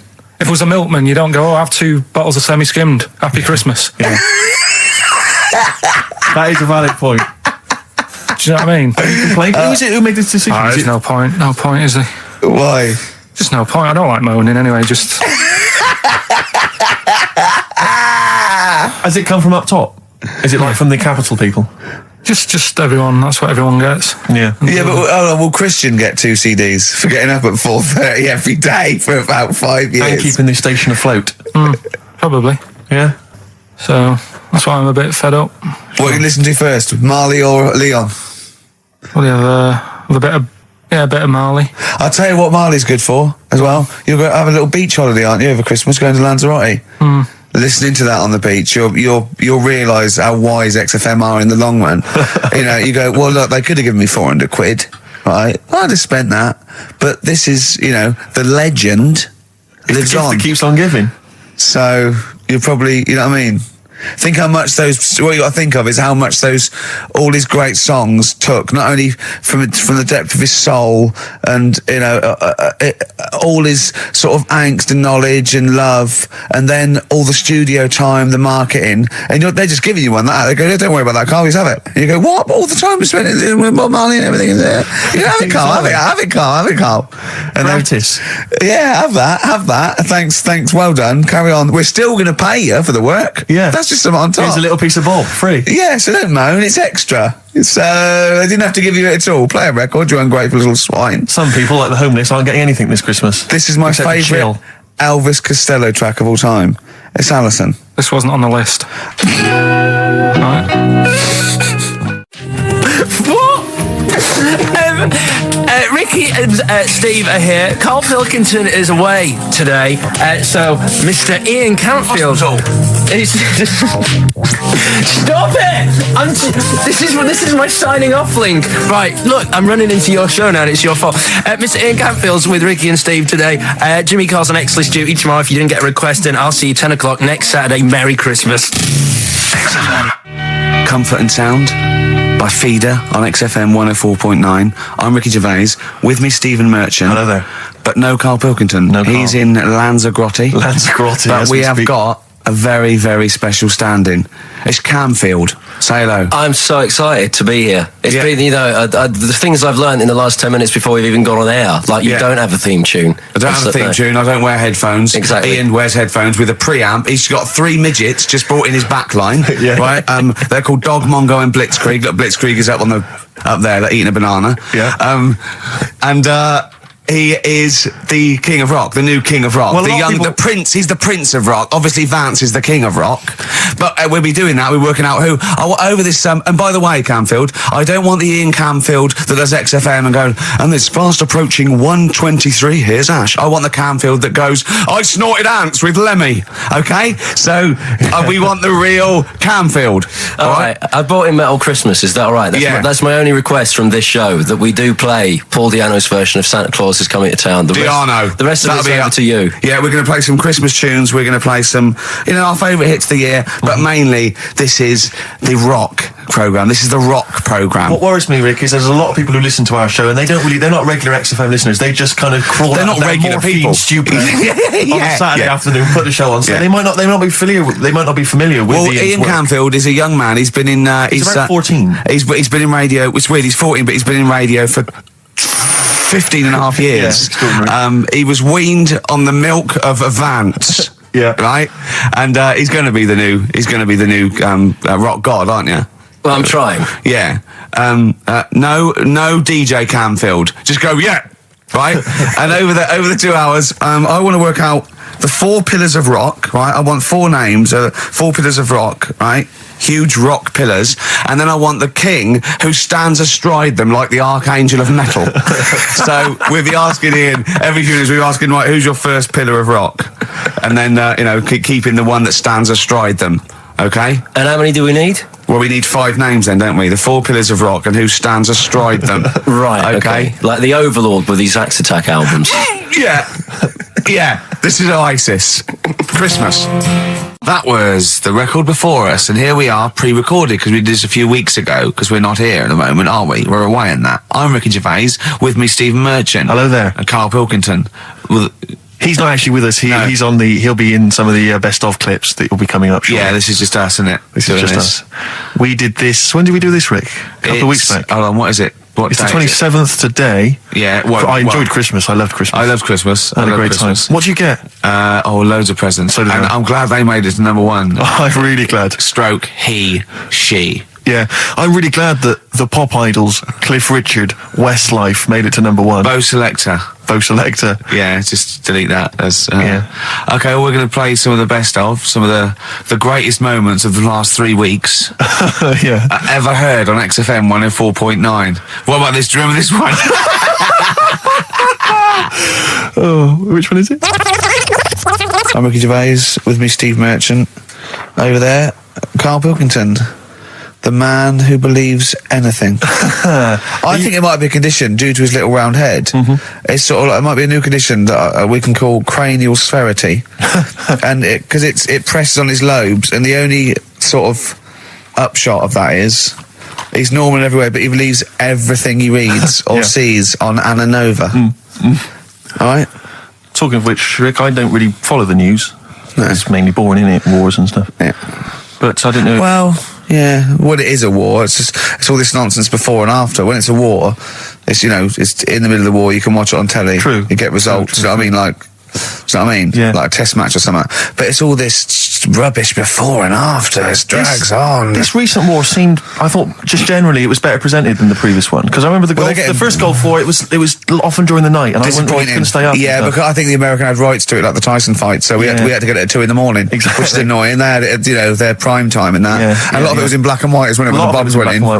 So this time there seemed a lot more colourful. Yeah, it's much better coverage. I think they should win awards. Yeah, well, I'd like for to see it. awards So like Channel 4 won for cricket. Yeah, I mean, a few times as well, I was quite pleased to see they actually had footage of the bombs exploding. Yeah. No, good. Well done. Generally, good on you. Well done. Good on you. Yeah, it costs a lot though, doesn't it? It isn't a costly War's thing. a lot more. When you got something like a Jimmy Carr game show, which probably costs about $100,000. Yeah, like half an hour war costs millions. It's almost as expensive as like Terminator 3 or something. Yeah. But I mean, But then you got to have variety. Exactly. Sorry, Steve, you were talking, mate. Well, no, I just wanted to make sure you were aware that the World Elephant Polo Championships have taken place. I did get it. I think they mentioned on. Yeah, we won, didn't we? England won. Yeah. Well, my question is, where have they been practicing? I don't know. Do you remember ever at school anyone ever saying to you, "Are you interested in playing polo with elephants?" Do you reckon it was 5 blokes in pith helmets kept sneaking into a whipsnade? Possibly. What are you doing, lads? We're practicing. Get down. Yeah. Get off them elephants. Yeah. I didn't even know we had a team. I can't believe it. No, it's like Johnny Wilkinson and the rugby lads. They're going to get MBEs, all sorts. The elephant boys, the elephant polo boys, nothing. They're going to get nothing. I haven't seen the sun talking like them. To be fair, it's not like horse polo where I don't think there's a stick long enough. I think the elephants kick it, don't they? I think you might be right. I think they're not allowed to use their tusks. They'd burst it, won't they? I think they go, start again. Raheem! Yeah. What do you mean the elephants kick it? All right, I've opened a can of worms here. Normal polo on a horse, they have like they whack them, right? But I think it's obviously they're too high up. I think I might be wrong, but I'm pretty sure they just train the elephant to kick it. So why are people something about? Why not just let them have a kick about without? Imagine that! And why does horse racing have to have a jockey? Well, they just let the horses go, okay, lads, on your no cheating, on your marks, get set, go. You get back here. Get back here. Brilliant. Yeah. Play record. Right, Adams? Yeah. Yeah. Oh, this is absolutely fantastic. His version of Wonderwall. If you've not heard it yet, you'll be loving it. You'll be loving this. Kings of Leon. California Waiting. Steve, the public have been waiting for us to return. That's true enough. All right? Yeah. They had the best of last week. Was a joy. They had Camfield and us without Carl the week before. But it's been a while since we've all been together. I'm Ricky Gervais. With me is Steve Merchant. And over there, with his little sunburnt-y, baldy head, little Karl Pilkington. All right? Yeah. That wasn't Steve slapping me head then, by the way. No, that was just him clapping like Steve Wright in the afternoon. It's a great show. Because it is a good show. Yeah. He's so pleased that we're a posse. Yeah. And we're all back together. 3 holidays Carl's had last year. Yeah. I'd love to have 3 holidays. You've got to start putting the work in there. I had 2 holidays then. No, you had 3 holidays. You went away with Suzanne and her parents. Yeah, well, that doesn't count. It does count. If you book 2 weeks off the firm, you go away and you go, how was your holiday? Go, well, it didn't really count. It wasn't a really good holiday. Can I have them days back, please? My New Year's resolution is to be nicer to you. But well done, you've already broken that. No, but talk sense. Talk sense. You've had 3 holidays this year, and I'm just saying, you're in your 30s now, and 30s is when you should be really putting the work in. That's true enough. To reap the benefits in your 40s, 50s, 60s, 70s, 80s, 90s, and 100. Carl, what's your New Year resolution? What about think before you speak? It's worth. See, I'm allowed to laugh. I'm allowed to laugh at things other people say, Carl. That one, that is a good suggestion. How was your holiday, Carl? It was all right. Right, brilliant. But that I don't see on the ratio of good to bad in Carl's mind. That might be amazing because we never hear him saying the basis of anything. I'll tell you what. Can we have, a cracking little tune and then come back and hear about Carl's holiday? I'd love to do that. Let's keep it tight. Snow Patrol and Run on XFM 104.9. I'm Ricky Gervais. With me is Stephen Merchant and Karl Pilkington. Yep. That's 3 for 1. I don't know. All right. Exciting. News. Breaking news is that there's only 2 more weeks of us before we have to go away on a little extended break again. So can't give any more details yet. We don't know when we can come back because we don't know what we're doing. We're going to America. We're doing the Golden Globes, and then we're going to watch the Office pilot being filmed. Yes. And then we got bits. I'm doing a bit of a tour, so it'll be sort of the summer times probably. Yeah. I'm saying it like they care. Oh, they don't give a damn. Do you know what I mean? I sometimes think that because you think, you don't want to let down the people, you want to keep it consistent, you want to give, but really, I know I like doing this more than anyone listening. Definitely. Do you know what I mean? Definitely. I love coming in, I love squeezing Carl's head. Yeah. I love playing some records. I like sort of sitting in the room with you. I know you love it. Oh. I can't wait. I can't think of anything else I'd rather be doing on a Saturday. Yeah. So we got our Saturdays back though. Yeah, that'd be great. I mean, my alarm went off today, and I was a bit tired because we had a couple of drinks last night, didn't we? Last night, yeah. We had party. We were party animals. I've been looking for an office this week, as you know, and it's so stressful. Just walking around, just talking to agents, and right, okay. So my method is this, right? I walk around the area that I want to be an office in because I don't want to hear anything else. I don't want to, you know what I mean? So I walk around. To be fair, it is about a square 500 yards. Yeah. Right. It's sort Your of house is in the centre. yeah. I walk, and so I walk around and look at placards. I go, that's a nice office, and I phone them up. There's loads of different people I'm dealing with, right? And they went, we got one in so-and-so street. I think it was 5th Street or something. I went, I went along to, I'll see you there in 20 minutes. I got there. You were there, if you remember. I looked around and I said to Steve, it looks all right. There's no pawn shops or anything like that, right? And Steve went, well, it is next to a brothel. And I looked, and there on the next thing, model, 1st floor, Susie, 03. I was like, and I phoned him and I said, do you know what? Don't bother coming here. No, I said, no. I said, because it's next to a brothel. He went, yeah. I went, right, okay. Just for future reference, I don't want an office literally next to a brothel, right? When I go to work, I don't want to walk past prostitutes. Call me old-fashioned. Yeah, right? as you're going into work, there's a prostitute. Yeah. Morning. Oh, she's got a cappuccino. Yeah, Starbucks, yeah. Business good? Yeah, it's a bit slow at the moment, but it picks up later this evening. Does it really? Good. Yeah. And I said to him, I've got So my New Year's resolution is being like a little fascist when it comes to business. And I said, also future reference, no crack dens and no wild animals in the porch. And I just can't believe it. There's always something wrong. We went to one, right? It got there, right? And a woman said, I'm new here. She didn't know what keys she was using. And she went, it's the 3rd floor. And she went, no point, we won't both get in the lift. I went, right, will you get a desk in the lift? Right, she went, I've got a chair in the lift before. Brilliant. So, just find me an office, Rathbone Place, sort of Percy Street, Charlotte Street, Dean Street. Yeah. 1st or 2nd floor. I'm worried we're going to get emails from estate agents, phone calls from them. You know what those people are like. But I don't look at the emails. True. Fair enough. So, play a record. Enough. Fortune Faded by Red Hot Chili Peppers on XFM 104.9 with Ricky Gervais, Stephen Merchant and Karl Pilkington for the last time. Yes, we've said that before, of course, so don't get your hopes up. Yeah, we've had some highs, some lows, some laughs, some tears. Karl, you concentrating? A lot of tears, mainly from the audiences. Yeah. Now, before we get into talking about maybe some of the hijinks we've had, looking back, looking forward as well. Yeah. I came in, Karl was sitting at the desk, he went, all right? I went, all right, yeah. He went, see that Alan Clark diaries? I went, no, I didn't. He went, no, a lot of people talking about it. He went, I've never kept a diary. Keeping a diary will always get you into trouble. And I said, like Anne Frank. What did you say, Karl? The woman in the cupboard? That's what he said. The woman in the cupboard. And I went, save it. Save it. You never speak to Karl off air. Save it all from when we're on the wireless. He went, but what did she do? What did she do except be in a cupboard? What did she have to write about? And I said, well, her thoughts. Do you know Anne Frank? That's all I know about Anne is there's no point pretending it. Anne! That I know stuff. Yeah. Right. Well, tell us everything you know about Anne Frank. She was in a cupboard. Yeah, what else? If she didn't do that, I wouldn't know about her, seriously.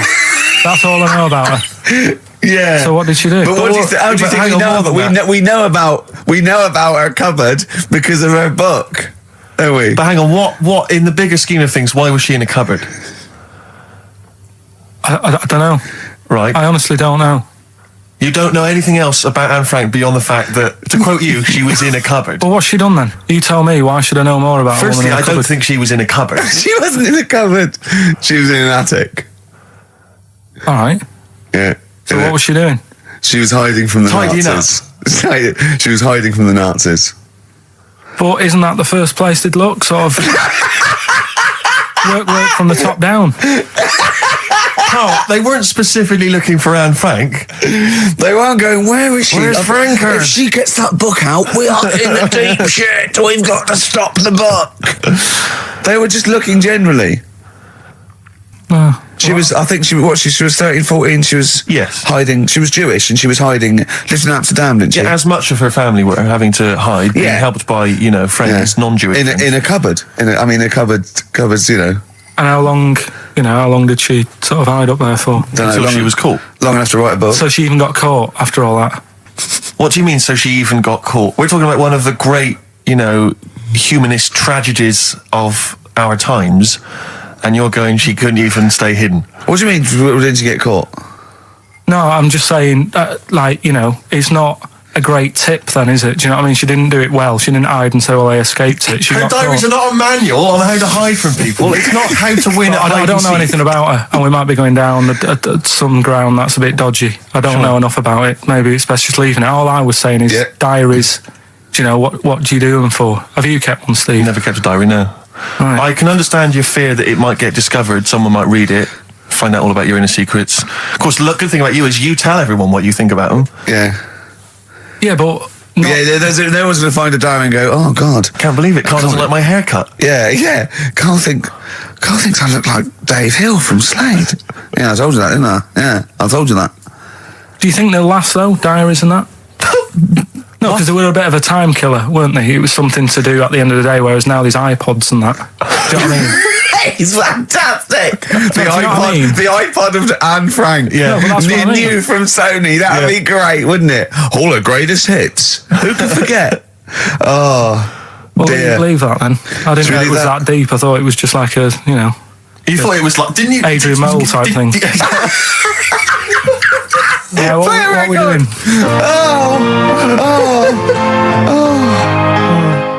Since you've been gone, Rainbow. Since we've been gone, Steve, what's been going on, mate? Well, so much has happened, hasn't it, in the world? Politics and stuff. There's been an election and the like. I'm Ricky Gervais. With me, Steve Merchant, and our producer. I say producer. Karl Pilkington. All right.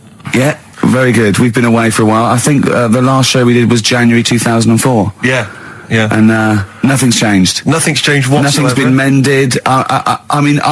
I'm pretty sure I threw that away in the bin before I left. Yeah, there are some of your old bacon rinds from that sandwich. yeah. The spare ribs on the floor. Yeah, nothing's changed at all. Oh, no, that's not true. The listenership has changed. It went down slightly, didn't it, on the last radio? Well, I don't know. I don't know. Is that what happened? Did it go down slightly, Carl? A little bit, I think. I don't think XFM gets new listeners because I think what happens is, because the reason it goes down just very slightly each time is that their old listeners die. Yeah. Definitely. Old Cure fans dying of... Yeah, smack addictions. Gout. Yeah. But anyway, I haven't listened to this station for a year and a half, so that's increased by one, which is probably quite a high percentage. Exactly. I suppose that my question, to you, Rick, would be, why now? Why have you come back now? I was a bit bored of sitting at home. Okay. Yeah. Because we're just here for 6 weeks. 6 weeks. Well, we're standing in for Adam and Joe, aren't we? Yeah. Yeah. How the tables have turned. I remember when they were standing in for us, but... Yeah. I don't know. But the only reason I'm here is because my housekeeper cleans between 1 and 3. Oh, right, that's a good idea. So I just want to get out of the house. And Are they listening to XFM? Well, no, she doesn't speak English. I'm not made of money, Rick. If I can help out, a young immigrant lady, then I will do. And there are so many things I can do for her in so many ways. Yeah. But picking up my old tea towels and stuff is ideal. So that's why I'm here. But all I'm worried about is I think people kind of associate with the name Ricky Gervais. They associate a certain level of quality.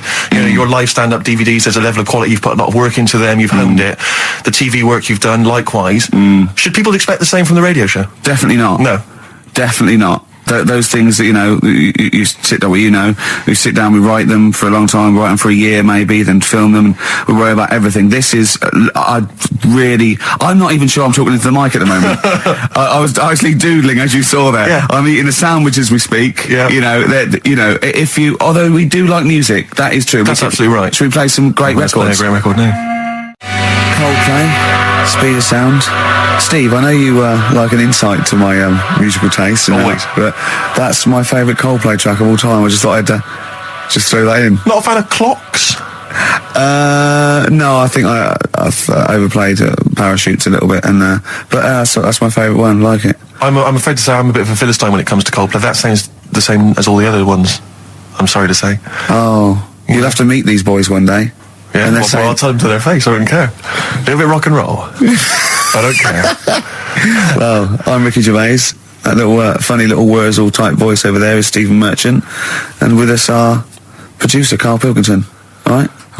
Whenever we say producer, of course, that is in inverted commas. Yeah. Done with the fingers. Well, he didn't have it. I wanted to play some off my iPod today to record it because they didn't have it here.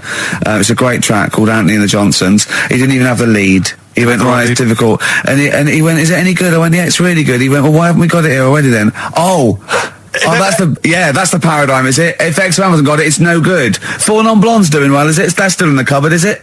Unbelievable. We're a little bit annoyed today, aren't we, actually? I'm really annoyed. Yeah. All that stuff we did last week, Landauer sent us some sparkling wine, and we thought, right, you shamelessly plugged it. Yeah. How many times you mentioned it? Like 20 times. 20 times. The finale was hitting Karl on the head with a cork. That's on the website, by the way. Okay. RickyGervais.com. Go there and see Karl being hit in the head with a cork, right? Yeah. We said, look, send us free stuff. We'll talk about it. Nothing. The cupboard is nothing. empty. The cupboard is bare. No one has thought. I tell you what, there's those guys from The Office. Yeah. Let's be honest, Rick. We are taste makers. We're opinion formers, you and I. Yeah. And you'd have thought if anyone was going to send us some free stuff. Yeah. It makes me fume. And do you know what it is? It's because PR people and that, they've realised no one's listening. But not only are we going against all our principles and losing our dignity just for some free stuff. And integrity. Yeah. We're going against XFM policy because obviously they would have got thousands of pounds for Landauer to be mentioned last week. 20 times. No, it wouldn't. It's 40 quid. It's 40 quid. Yeah. 40 quid for a 9-minute advert. Exactly. So advertise your quality stuff here. Yeah. Jeff's Garage. Cheaper than some other garages. Actually, if Did we play an advert once for a tattoo parlour? Yeah. Do you remember that? I'm sure we played an advert for a tattoo parlour. What tattoo parlour can afford to advertise on a radio station? Unless it's a tin pot one like this. Oh, God. Oh, got some good music today, though, Steve. Oh, really? I hope so. I'll be the judge of that. Go on. AC/DC. Oh. An Honest Mistake by The Bravery on XFM 104.9. I'm Ricky Gervais, with me Stephen Merchant and Karl Pilkington, our producer. In inverted commas, heat put. Yeah. They know. How you doing, all right, Karl? Yeah, didn't they also write something about me, bald round head? Yes, perfectly round little bald man head, they said, so... Because you need to know that when you listen to the radio on that. Really matters what my hair's doing. Your hair, have you given it a little sort of polish? Because you look like a cue ball at the moment, and you've had a shave in it. I've never seen such a round head. It actually looks like a plate with ears. Yeah, well, for those that have never seen Karl, I actually, if you remember, I think he looks a little bit like Mr. Spoon from Button Moon. He does. If you've ever seen that show, and also he looks like, when they say they find with a little 4-foot human, and it's actually 500,000 years old, and they give it a name, and it's the first, Australopithecus into. He looks like one of them as well. perfectly round little. He is the missing link. He looks half human, half monkey. Because he's got a slight slouch as well. So Yeah, it's I know, like yeah. those pictures where you see it going from an ape to a man. I He's know. one of those who are in the middle. Yeah, and of course his monkey hands, his hairy little wrist to those skinny little things that he can get oranges out of holes with, and it's unbelievable. Why are you so all shaved and polished and everything? Got a wedding. What? Got to go to a wedding today, so thought I'd, clean myself up a bit. Yeah. Shouldn't you be wearing a suit or something? No, I'll go home and put something on. Oh, okay.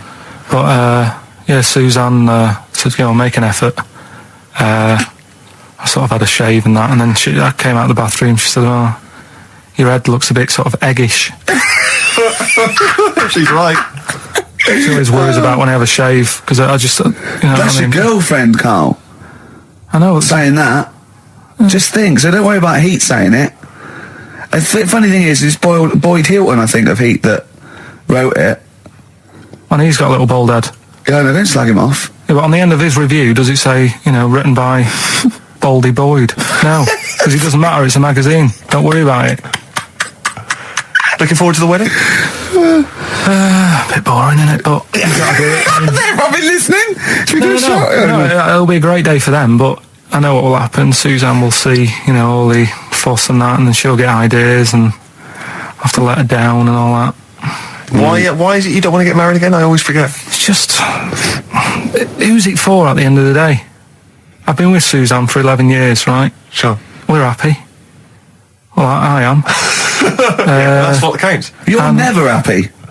I am. I'm all right. Yeah, no, I know you're happy with Suzanne and everything, but apart from that, you're never happy. You are the most grumpy, moany thing in the world. I mean, I get annoyed, but I'm always happy. I was annoyed here. I was happy coming here, but there was a bloke behind me walking and scuffing his feet. He had a pair of those stupid skulls on, and he was clicking and scuffing. Wear some shoes. You don't have to click. Pick your feet up. Flip-flops annoy me. But I'm happy. I'm just annoyed. You are just like, oh, the world's on me.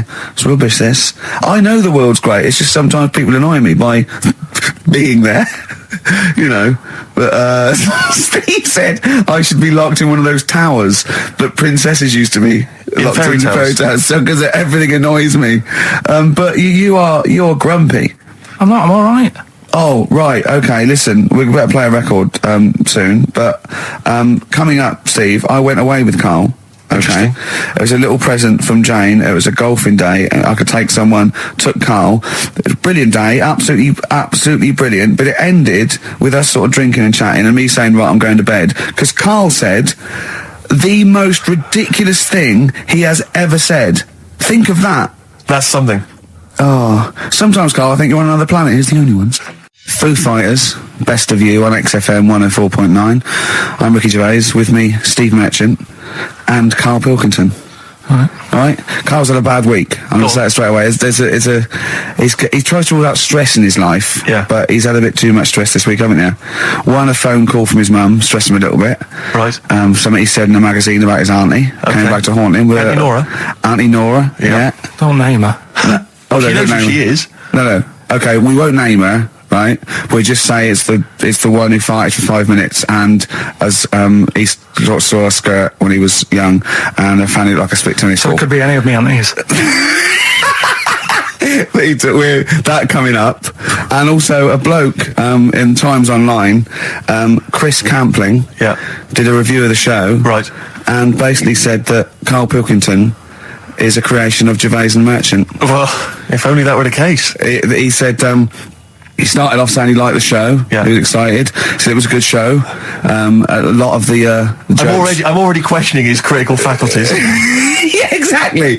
And basically said that we didn't contribute much, or seemingly didn't seem to contribute much, and we couldn't sort of like ad lib or anything. We just laughed at, particularly me, laughed at Karl Pilkington, who was coming up with some quite funny stuff. Yeah. Right? But then he does a twist on it. He goes, but the thing is, we're the puppet masters. He's a created person. We've created the persona Karl Pilkington for our own amusement. Right. He bases this on simply that we talked about... What was it we talked about? The Chinese not aging well, and he heard him talk about that on my DVD. But clearly I say, Karl, remember when you were talking about that? It's a news, or remember in the week, and so he thinks it's all scripted now. Imagine if this show was scripted. I'd be ashamed. Yeah. If this show was scripted, I would send back the BAFTAs for the actual shows we've written, and I would say... I'm having a go at Chris Campling. He's nice about our other work. He likes The Office, and he likes my stand-up and everything, and he likes the show, but he's saying, because we're not spontaneous, we scripted this and invented Carl. So he's like, we've invented another Gareth. If we had created Carl, I would not have squandered a character that good on this poxy radio station. Absolutely. Also, does he know that we spend about 3 months on half an hour script? So how long does 2 hours of drivel? But the main thing is, as if this could be scripted, it's dreadful. It's shocking. Or maybe this is scripted. Hang on, you've lost me there. Let me just check the script. Maybe Chris Campling does not exist. Maybe I've made him up. I don't know what to believe.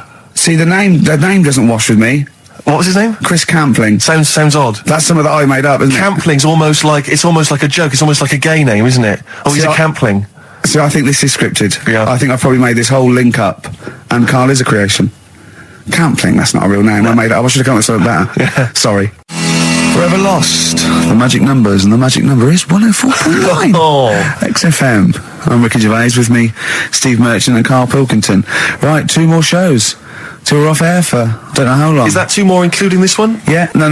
2 more after. Yeah, no. It's like this is one, and then there's another one. Right, 2 more. And that's shows. the last one. There's 2 more shows. Yeah, including this one. We're starting now. If I'd have said this at the end, it might have been ambiguous. But I've said it at the beginning. There's 2 hours. That's a whole show. Right. So there's 2 more shows. 2 more shows, including this one. Yes, well, obviously. So 1 more show. After it's this only one. 1:05. After this show, 1 more. Yeah, one more. Yeah. Next week there's 1 more show. That means 2 altogether. Oh no, it's only 1 more show. Good night. Okay. Now, it better be a good one, Carl. Have we got Rockbusters? Yeah. To win those prizes? Check. Have we got Monkey News? Check. Is it a real Monkey News, or is it something that's slightly made up that you... What? Always is. Check. Okay. Knob News? Yeah, we've got a bit of knob news, yeah. I'm worried that knob news, because it's only about penises, is a little bit sexist. Have we got any fanny facts? Can we sort that out for next week? I don't want to alienate our female audience. Welcome to Minge London. Good, I'm glad that's out. Well, brilliant. We've got a song with a story? Yeah, doing that. What is it? I don't want to sort of tell you what it is yet, because the song isn't that great. Do you know what I mean? It's not a song that's like an XFM song, but every time I hear it on, say, like Magic or whatever, I have an argument. 105.4. Yeah, I have an argument with Suzanne that, what I think it's about, and she says, don't be stupid, it's not about that, and I'll say, no, it is. And so we're going to decide who's right. Yeah. Well, I don't know what song you're talking about, and I don't know what the argument is, but Suzanne's right. Definitely. No doubt about it. Yeah, we'll have a listen, but I'm hoping that once people sort of listen to it again with my thoughts, every time... Well, this song sums up what people should think of you. It's don't believe a word.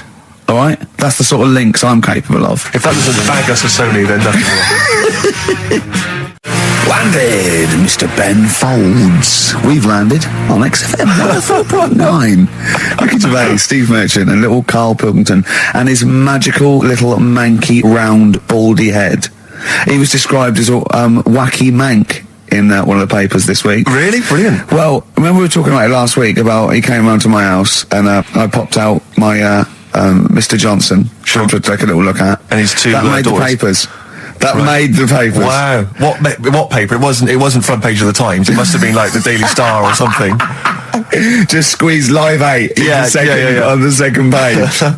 Yeah, so Wacky Mank. Wacky Mank, that's Wacky great. Mank. Wacky Mank. We had an email from someone that reckons they remember you from body popping round Salford way. Yeah, Eccles Precinct, apparently. You know that there? I wasn't doing it around there, though. What do you mean? I was around Stretford Arndale.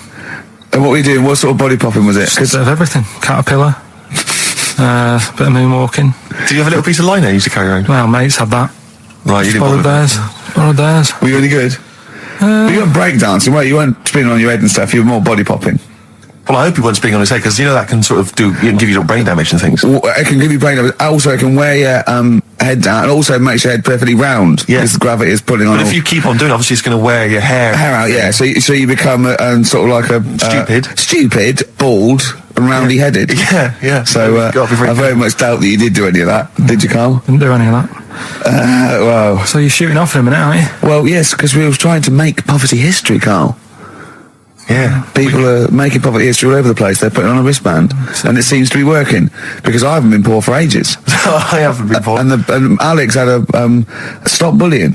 Alex was wearing a stop bullying wristband, and as he himself said, he seems to have sorted that out. You haven't been bullied for I haven't ages? been bullied for years. So wristbands work. I saw one in a shop window the other day which said, stop child abuse.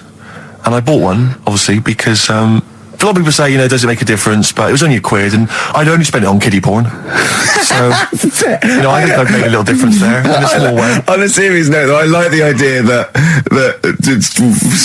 child abuse, if you're a paedophile and you're walking along the street in your Mac, right, you got a puppy in one hand, a bag of sweets in the other, and you see this wristband, and you go, oh, stop it.